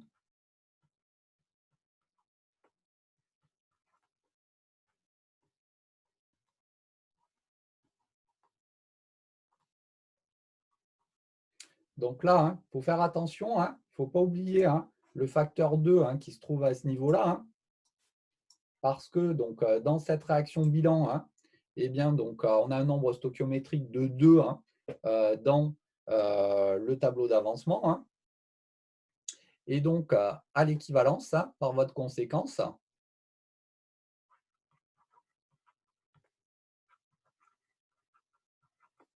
on aura donc x qui est égal à NA qui sera égal à NB sur 2.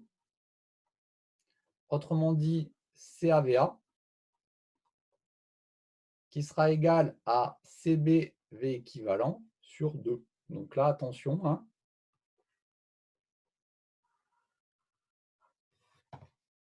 Il y a ce facteur, donc 1,5 qui intervient. Hein. Donc ça veut dire, hein, en fin de compte, qu'à chaque fois que vous allez verser donc, 2 moles de H- dans le milieu réactionnel, hein, il y a 1 mole qui va servir à titrer H2A et 1 mole qui va servir à titrer H-. Mais les deux réactions sont simultanées en fait. Et donc la question qu'on peut se poser, hein, c'est à quoi ressemble l'allure en fait hein, du diagramme pH en fonction donc, du volume versé. Compte tenu du fait hein, que les deux réactions hein, sont titrées simultanément, en gros, hein, ça ressemblera hein, uniquement à ça.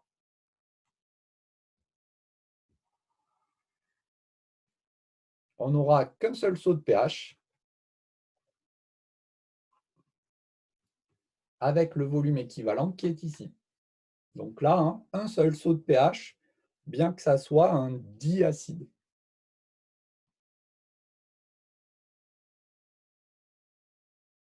Et monsieur, Oui. pour ce qui est du coup de triacide et tribase, ce sera sur 3?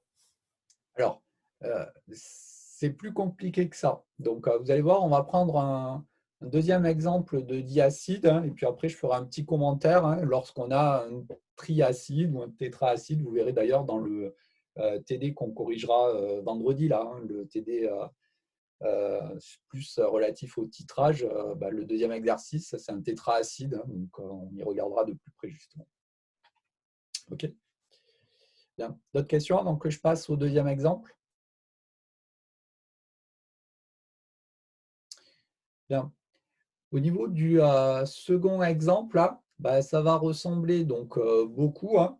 Donc, je vais reprendre donc, ici le titrage d'un diacide.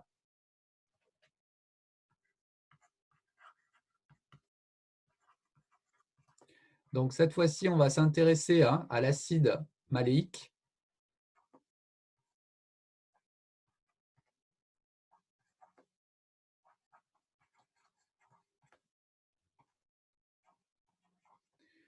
Donc, que je note encore une fois H2A avec des valeurs de pK qui valent cette fois-ci respectivement 1,8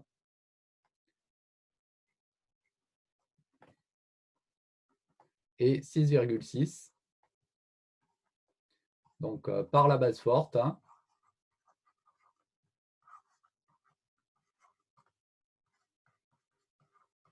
H-. Alors, là, je vais gagner un tout petit peu de temps, hein. Donc, la mise en équation, hein, c'est la même que précédemment, hein, à savoir, on fait l'axe des pK. On va avoir donc une réaction que je note RP1, hein, dont on va pouvoir calculer la constante d'équilibre de la même manière, et une RP2, hein, pour les raisons qu'on évoquait, à savoir à chaque fois qu'on va verser donc, du H- dans le milieu réactionnel, il va y avoir donc, du A-. Et donc, on va avoir également cette RP2 avec une constante K 0'. Hein. Donc là, je ne refais pas toute la démarche, je vais juste un tout petit peu plus vite. Hein. Donc ici, hein, j'ai donc la RP1 hein, qui est égale à H2A, donc plus H- qui donne H1-, donc plus H2O, avec la constante d'équilibre K0 hein, qui est égale à K1 donc, sur KE. Donc, le K1, hein, cette fois-ci, il vaut 10 exposants, donc moins 1,8. Donc, on a une constante d'équilibre K0 hein, qui est égale à 10 exposants, donc 12,2. Et ensuite, on va avoir une RP2.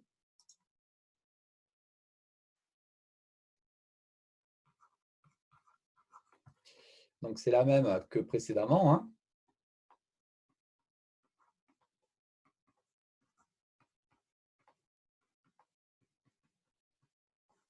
La constante d'équilibre, cette fois-ci, K0', c'est Ka2 sur KE.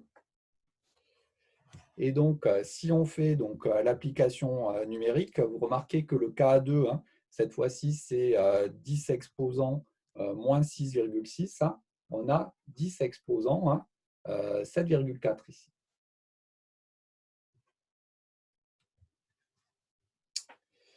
Bien. Si vous regardez hein, les valeurs de constante d'équilibre, hein, elles sont toutes les deux hein, grandes et ça correspond bien à des transformations qui sont totales ici. Hein. Donc, elles sont bien adaptées hein, et bien à des réactions de titrage. Par contre, contrairement au cas précédent où elles étaient très proches l'une de l'autre, on avait dit on a moins d'un facteur 100, hein, vous remarquez que là, elles sont hein, quand même relativement éloignées, hein, ces constantes d'équilibre. On a un facteur hein, qui est de l'ordre de 10 000, voire même un peu plus, hein, entre ces deux constantes d'équilibre. Et donc, à partir du moment hein, où les constantes d'équilibre eh bien, vont être relativement éloignées, eh bien, contrairement au cas précédent hein, où on avait les transformations là, qui se faisaient les deux en même temps parce que eh bien, les constantes d'équilibre elles étaient relativement proches, ici, hein, les réactions elles vont être successives.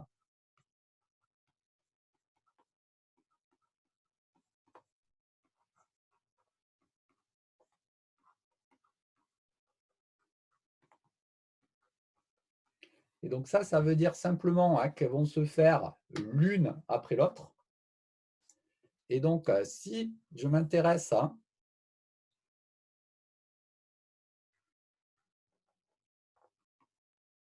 à la courbe de pH,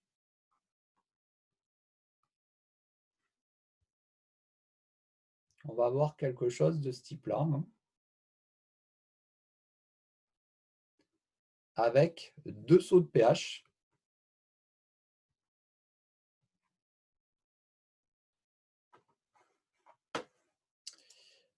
Donc, le premier saut, hein, caractérisé par un volume VE1. Et ici,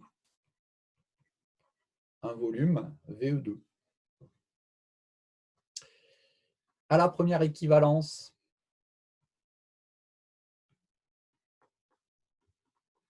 on aura CAVA qui sera égal donc à CB VEC 1. Et à la deuxième équivalence,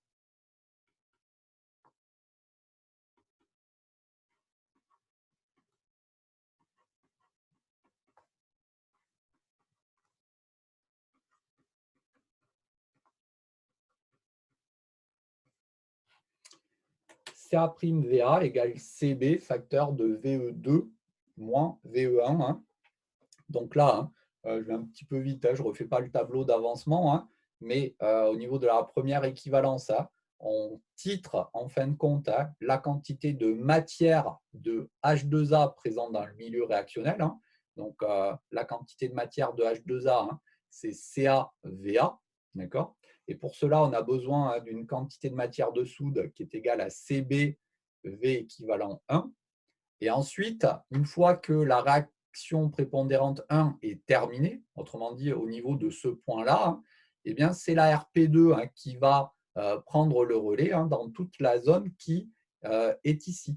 Et donc, ce que j'appelle CA'(VA), c'est rien d'autre que la quantité de matière de HA' que l'on va titrer hein, par la RP2. Et donc, au passage, remarquez bien que le HA- là, que je titre, ben en fait, hein, c'est le HA- qui a été créé par la réaction hein, RP1 qui se trouve à ce niveau-là. Et donc, le terme que j'ai appelé hein, CA'(VA),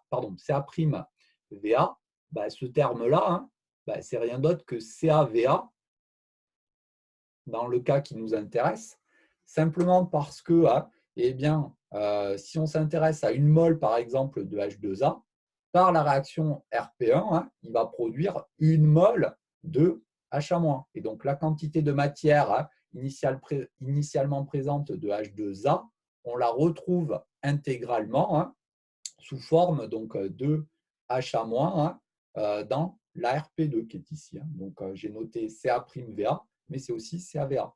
Et remarquez bien au niveau de la quantité de matière de base qui est utilisée pour le titrage. Hein. Donc là, attention de ne pas aller trop vite et de ne pas écrire hein, CB/V équivalent 2. Hein.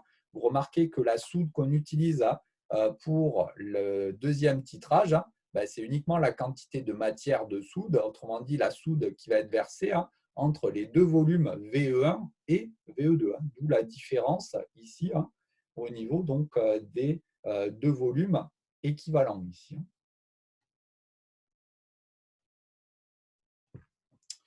Bien, donc voici en gros hein, les particularités donc, des titrages lorsqu'on a donc, des diacides. Et après, hein, si on a des triacides ou des tétraacides, hein, ben, c'est exactement la même chose hein, en fait. Hein. Soit on peut avoir hein, des titrages qui sont simultanés, soit des titrages qui vont être successifs. Hein. En fait, tout dépend en fait, des valeurs, des constantes d'équilibre qui sont mises en jeu. Hein. Et donc, en fin de compte, hein, on retiendra la conclusion hein, suivante.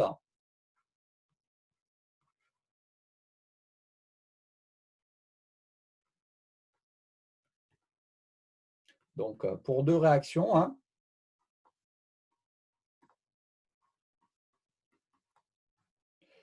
donc, si l'écart hein, entre les constantes d'équilibre est inférieur à 10 puissance 4, donc là encore une fois, hein, la valeur elle est arbitraire, hein, eh bien les deux réactions sont simultanées. Si par contre l'écart entre les constantes d'équilibre il est plus grand que 10 puissance 4, Eh bien, elles sont successives.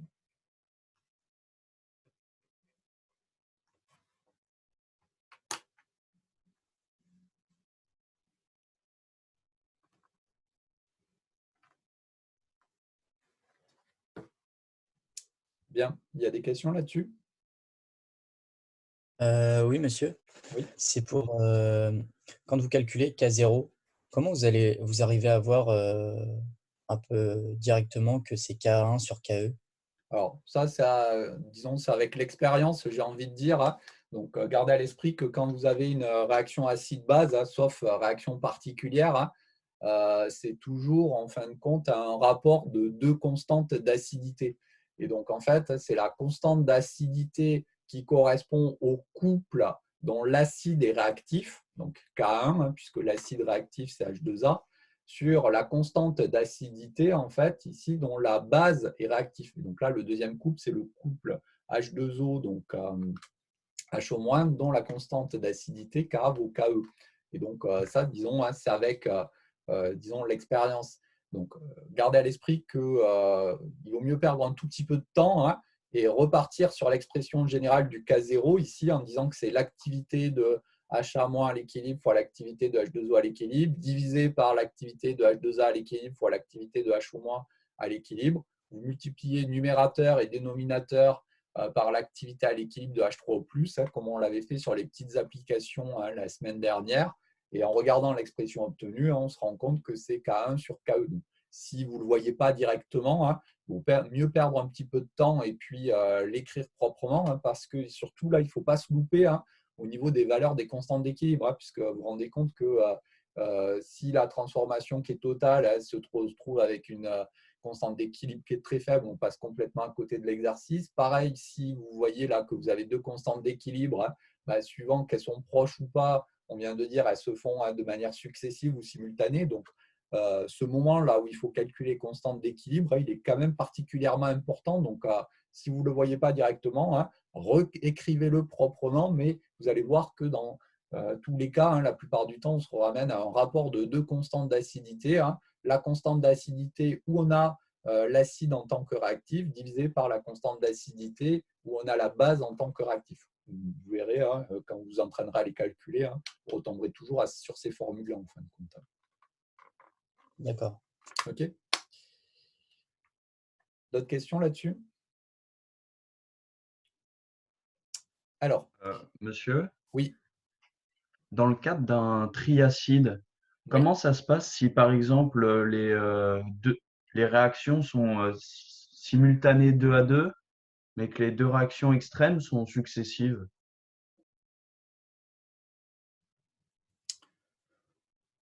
Bah, j'ai envie de dire c'est le bazar, hein. Donc, je vais faire, disons, une fausse réponse à ta question, hein. Donc, on va dire qu'on est en MPSI, hein.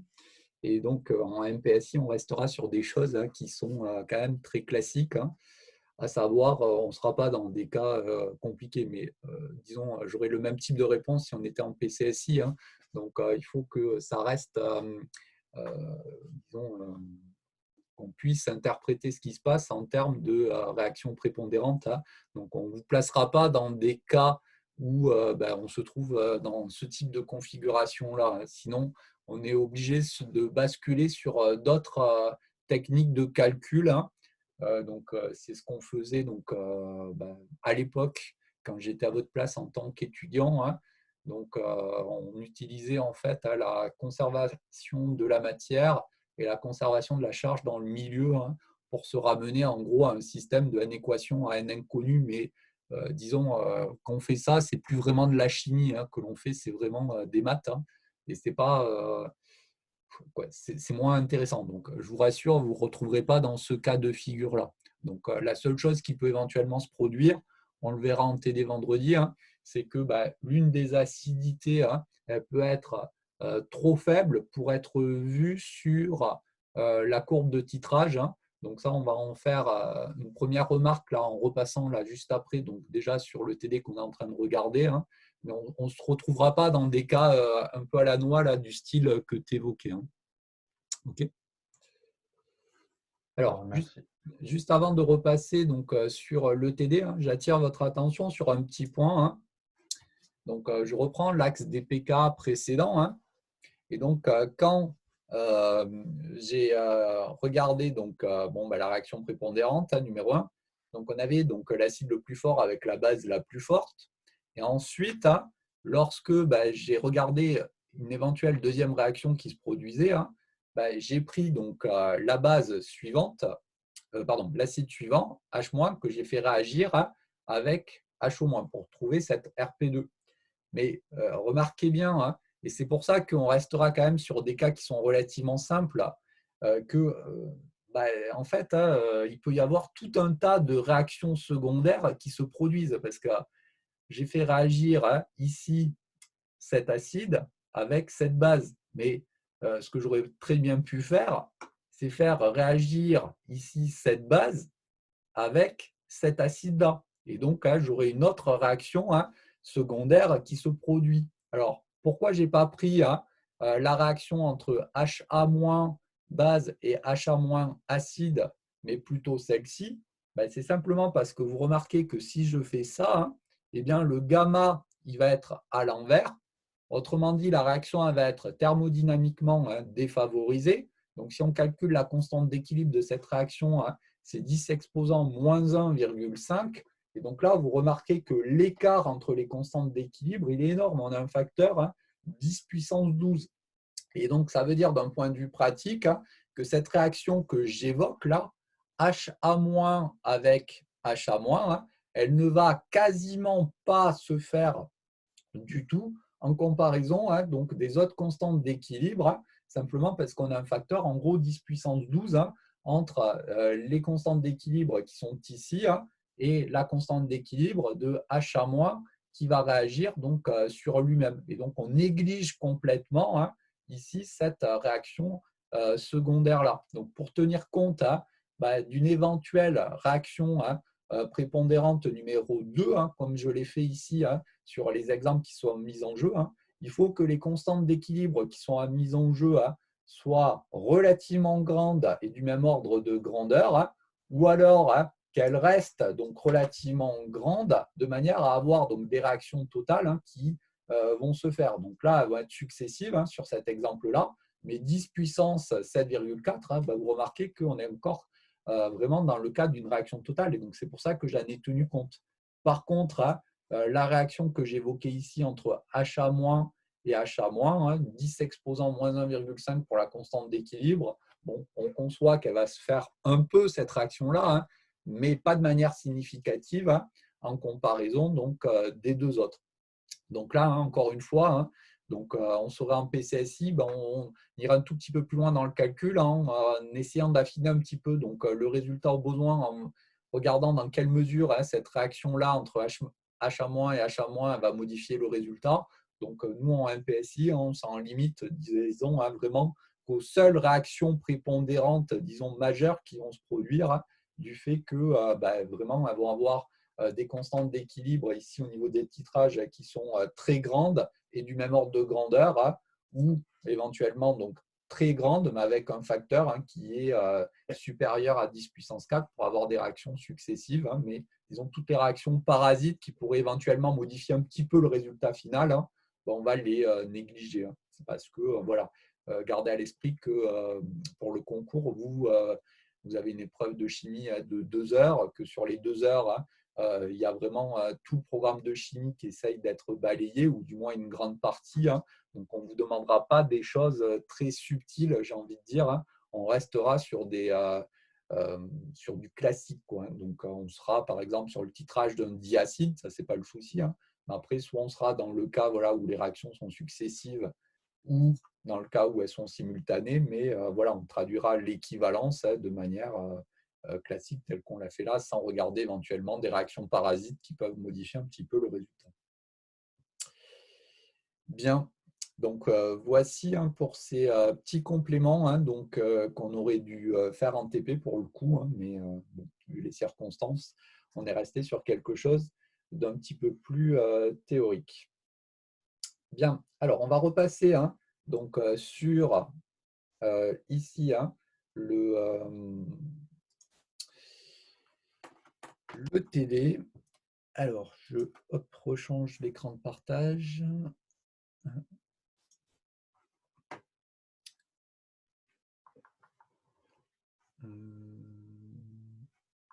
doit être ça.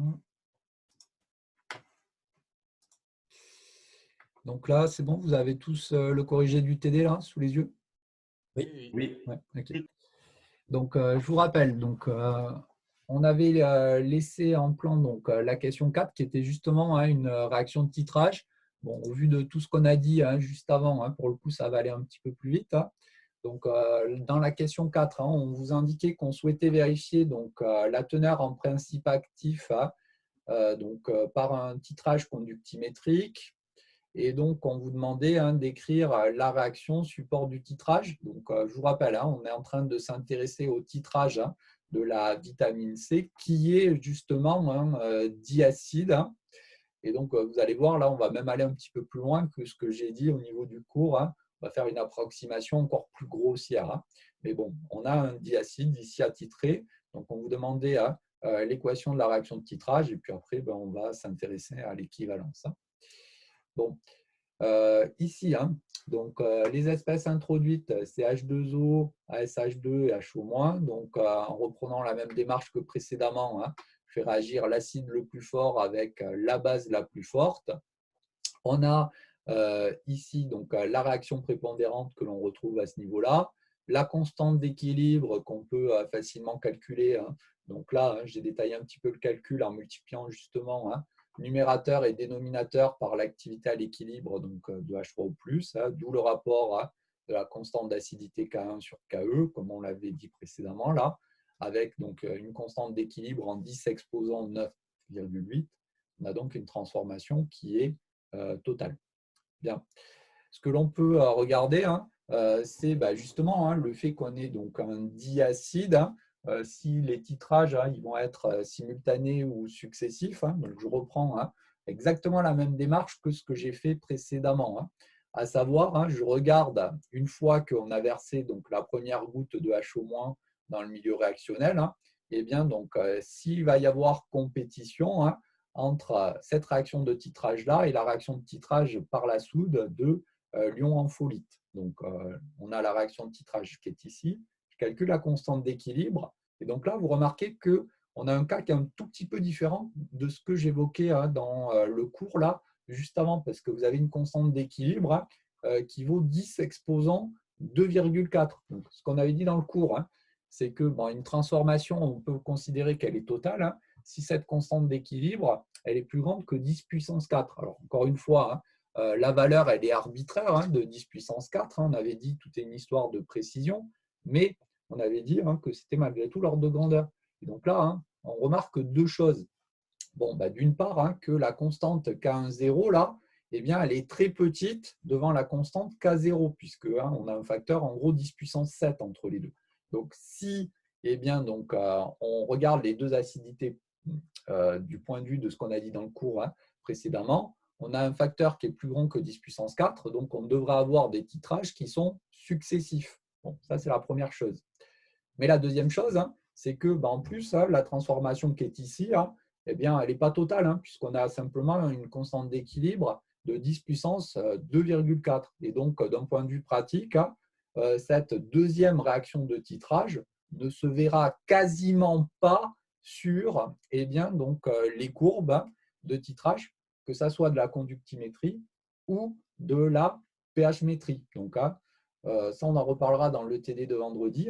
Mais si vous regardez un petit peu justement donc, les courbes qui vous sont proposées ici, puisqu'on vous demandait dans la question petit c de trouver la courbe qui correspond au titrage auquel on s'intéresse, vous remarquez qu'il n'y a qu'une rupture à ce niveau-là. C'est simplement parce que la deuxième acidité de la vitamine C n'est pas suffisamment forte pour être titrée de manière satisfaisante. Donc, pas suffisamment forte, ça veut simplement dire que la constante d'équilibre, ici, elle n'est pas suffisamment grande pour mener à un saut de pH si on a de la pH-métrie ou à une autre rupture de pente significative si on a de la conductimétrie. Et donc, tout se passe en fin de compte uniquement comme si on avait en fin de compte un monoacide. La deuxième acidité ici, eh bien, elle est trop faible pour être titré.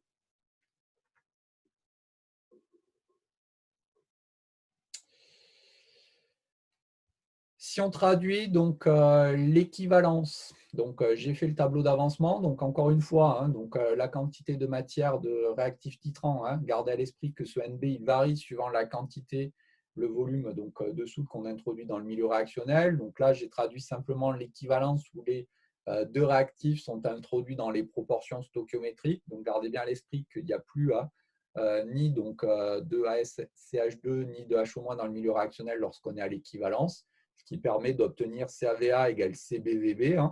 Donc là, on vous demandait en particulier si on pouvait utiliser une solution de soude de concentration 0,1 mol par litre, de manière à obtenir donc, un volume de virage de l'ordre de 10 millilitres. Donc là, si on fait l'application numérique en tenant compte de la concentration théorique ici de notre vitamine C, puisqu'on vous indiquait qu'on avait 500 mg de principe actif, donc on peut facilement avoir accès à la quantité de matière et donc à la concentration théorique, vous remarquez que la concentration de la solution de soude à utiliser pour avoir un virage autour de 10 millilitres, ça doit être une concentration qui est de l'ordre de 2,8 fois 10-2 mol par litre. Et donc cette concentration ici de 0,100 mol par litre n'est pas adaptée pour avoir un virage de 10 millilitres. Et d'ailleurs, dans la suite de l'exercice, vous vous rendez compte que ce que l'on va utiliser, c'est une concentration de soude, justement de concentration de l'ordre de 3,10-2 mol par litre. Bien. On vous demandait d'identifier la courbe de conductivité. Donc là, on fait un raisonnement donc, qui est purement qualitatif. Donc on réexprime l'expression de la conductivité en fonction des différents ions présents dans le milieu réactionnel. Et puis ensuite, on regarde avant l'équivalence ou après l'équivalence comment varient donc, les concentrations ici de ces ions. Donc, si on est avant l'équivalence, HO- c'est le réactif titrant. Donc, à chaque fois qu'on verse une goutte de HO- dans le milieu réactionnel, cette goutte elle va être consommée par la vitamine C. Et donc, la concentration de HO- reste nulle avant l'équivalence. Par contre, d'après la réaction de titrage qui est ici, on remarque qu'on a la concentration de ASCH- de notre ampholyte qui va augmenter dans le milieu réactionnel. Et puis, donc, Na+, compte tenu du fait qu'ils sont introduits en même temps que les ions HO-, vu que ce sont des ions spectateurs qui ne sont mis en jeu dans aucune réaction acido-basique, leur concentration va augmenter. Après l'équivalence, eh bien, donc, il n'y a plus de ASCH2 dans le milieu réactionnel, donc la réaction de titrage s'arrête. Donc, la concentration ici de l'ampholyte, elle reste constante dans le milieu, condition de négliger donc, la dilution. Et puis, donc, on a par contre les concentrations des deux autres espèces qui vont augmenter. Donc, on va avoir globalement donc, deux parties sur la courbe de titrage avec deux pentes qui vont être positives. Par contre, la pente relative à ce qui se passe après l'équivalence va être plus grande pour les raisons qu'on a évoquées sur le cours juste avant. On a la conductivité molaire ionique de HO-, je vous rappelle, qui est plus grande que celle des autres espèces. Les deux ions qui conduisent le mieux en solution, ce sont H3O+, et HO-. Donc, gardez bien à l'esprit que le lambda HO-, il est plus grand que celui donc, des autres ions présents. Et donc, c'est la courbe numéro 2 qui correspond au titrage considéré. Donc, on a dit deux pentes positives avec ici la deuxième pente ici qui va être plus grande que la première. Pour finir sur cette réaction de titrage, on vous demandait avec la solution de soude de concentration CB de 3,10-2 mol par litre de traduire l'équivalence pour déterminer donc, la concentration puis la masse de principe actif dans le milieu réactionnel. Et donc, lorsqu'on fait l'application numérique, on trouve ici 501,9 mg, donc c'est cohérent avec les indications qui étaient données dans l'énoncé. Donc, dans votre application numérique, attention de prendre le bon volume ici, puisque si vous faites l'application numérique avec le volume VA de 20 ml qui est utilisé donc, pour le titrage, vous trouvez simplement 50,19 mg, mais il ne faut pas oublier que l'on a fait un prélèvement de simplement un dixième de solution qui correspondait à la dissolution en fait, de notre comprimé. Hein. Donc, c'est bien le volume ici de 200 millilitres qu'il faut prendre. Bien, voici pour cette partie titrage. Donc, des questions là-dessus? Monsieur, Oui. pour la courbe 2, justement, lorsque V égale à 0, enfin, la courbe, elle devrait passer par l'origine, non? Puisque au début, on a 0 pour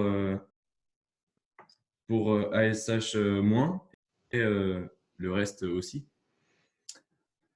Alors, en toute rigueur et théoriquement, oui. Après, dans la pratique, non. Hein. Simplement parce que, je vous rappelle, tant qu'on n'a pas versé donc, de soude, qu'on est exactement à ce point-là, on a donc une solution en fait de H2A en fait. Hein. Donc, on va avoir malgré tout une réaction qui va imposer une valeur de pH tu vois, dans le milieu. Là, en gros, ce que tu es en train de me dire, c'est que le pH du milieu réactionnel devrait être nul. Pourtant, tu vois, c'est une solution acide. Et donc là, tant qu'on est à V égale 0, ce n'est plus le cas ensuite pour le reste, puisque la réaction prépondérante, ce sera la réaction de titrage.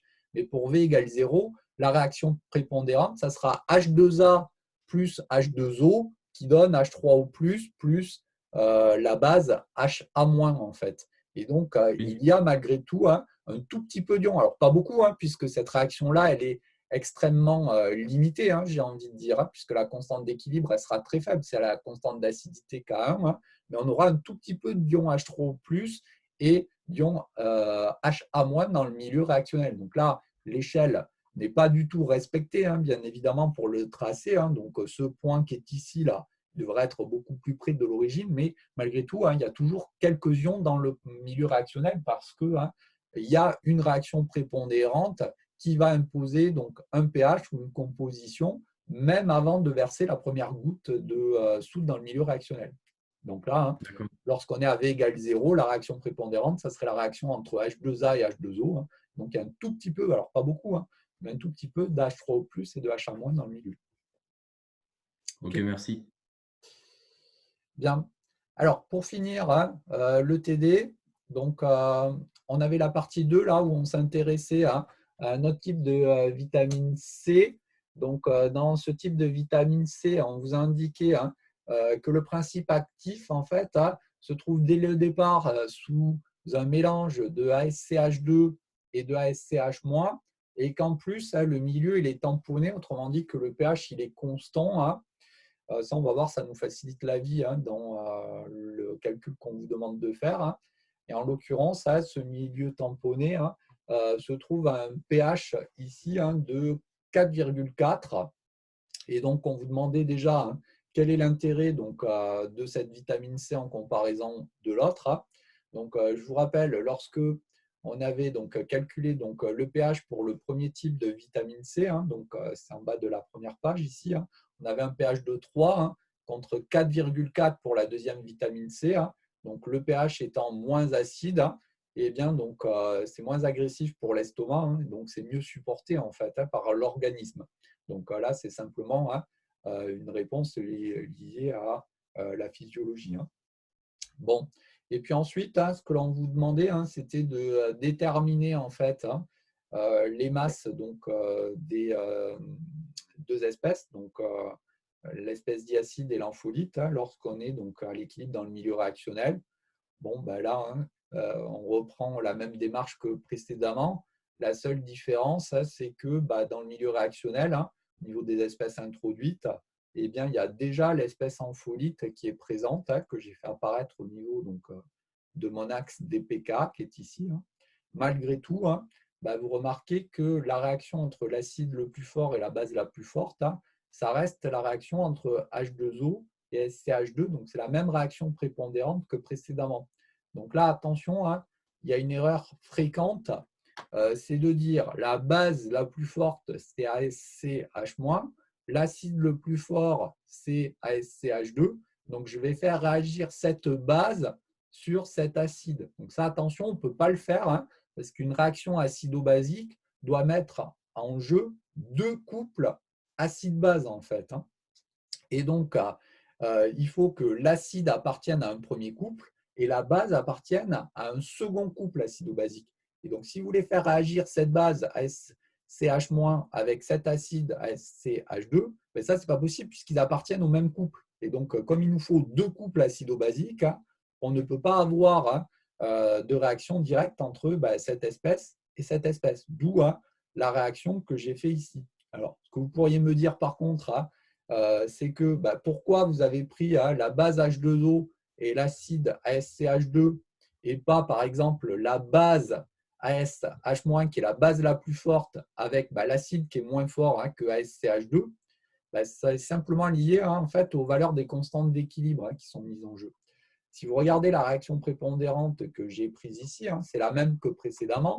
Alors certes, elle est thermodynamiquement défavorisée, caractérisée par une constante d'acidité K1 de 10 exposant moins 4,8. Si par contre, vous intéressez à la réaction entre cette base ici, la base la plus forte, et l'acide ASCH-, qui est l'acide moins fort que le suivant, on pourrait se poser la question, si on fait le calcul de la constante d'équilibre, vous avez une constante d'équilibre en gros qui est en 10 puissance moins 8 quand on fait l'application numérique.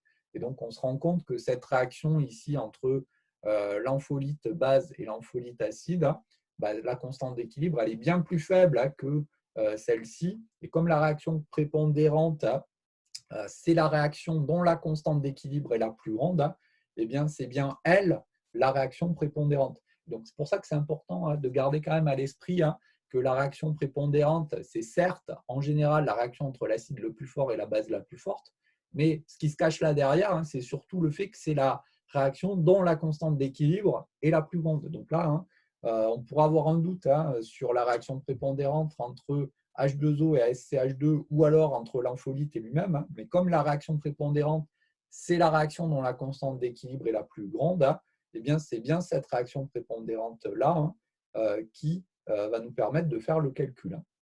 Bon, alors après, même si c'est la même réaction prépondérante que dans la première partie, il y a des petites choses qui changent dans le tableau d'avancement. Donc, initialement, ici, il y a l'acide et l'ampholyte qui sont présents. Donc, il ne faut pas oublier le N2 ici au niveau du tableau d'avancement. Donc, N1-XF, N2 plus XF à l'état final. Et après, attention, on a un milieu qui est tamponné. Donc, tamponné, je vous rappelle, ça signifie que le pH ne va pas varier donc, dans le milieu réactionnel par ajout modéré d'acide ou de base.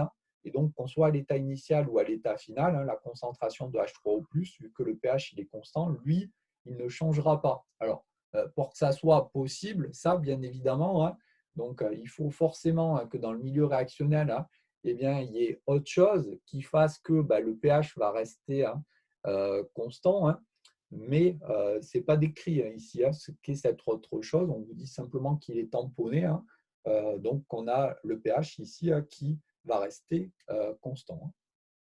Bon. Une fois qu'on a fait ça, on exprime la constante d'équilibre. Donc, on a le rapport qui est ici. Donc là, au passage, je ne sais pas pourquoi ce n'est pas fini d'écrire. Donc, vous rajouterez bien. Ici, attention, c'est… il me manque le…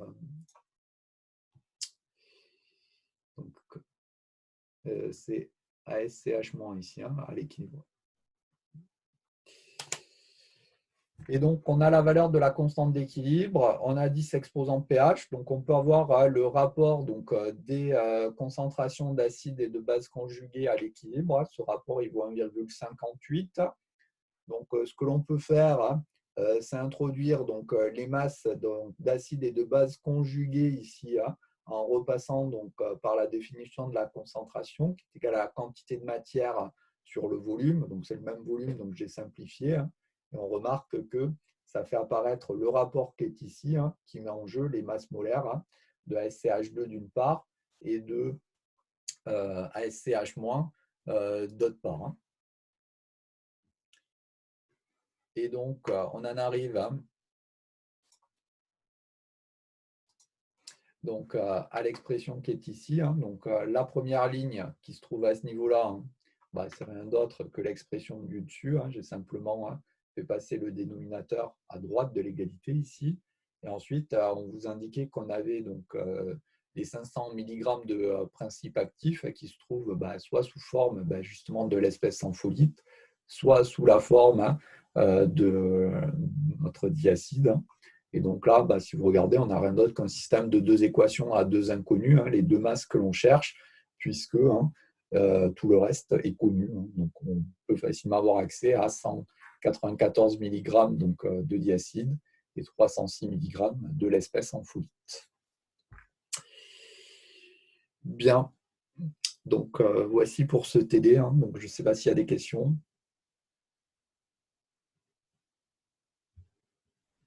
Non. Bien. Donc, on corrigera le TD donc, numéro 2 de chimie là, sur les réactions acide-base donc, vendredi, comme prévu vu sur le planning. Donc,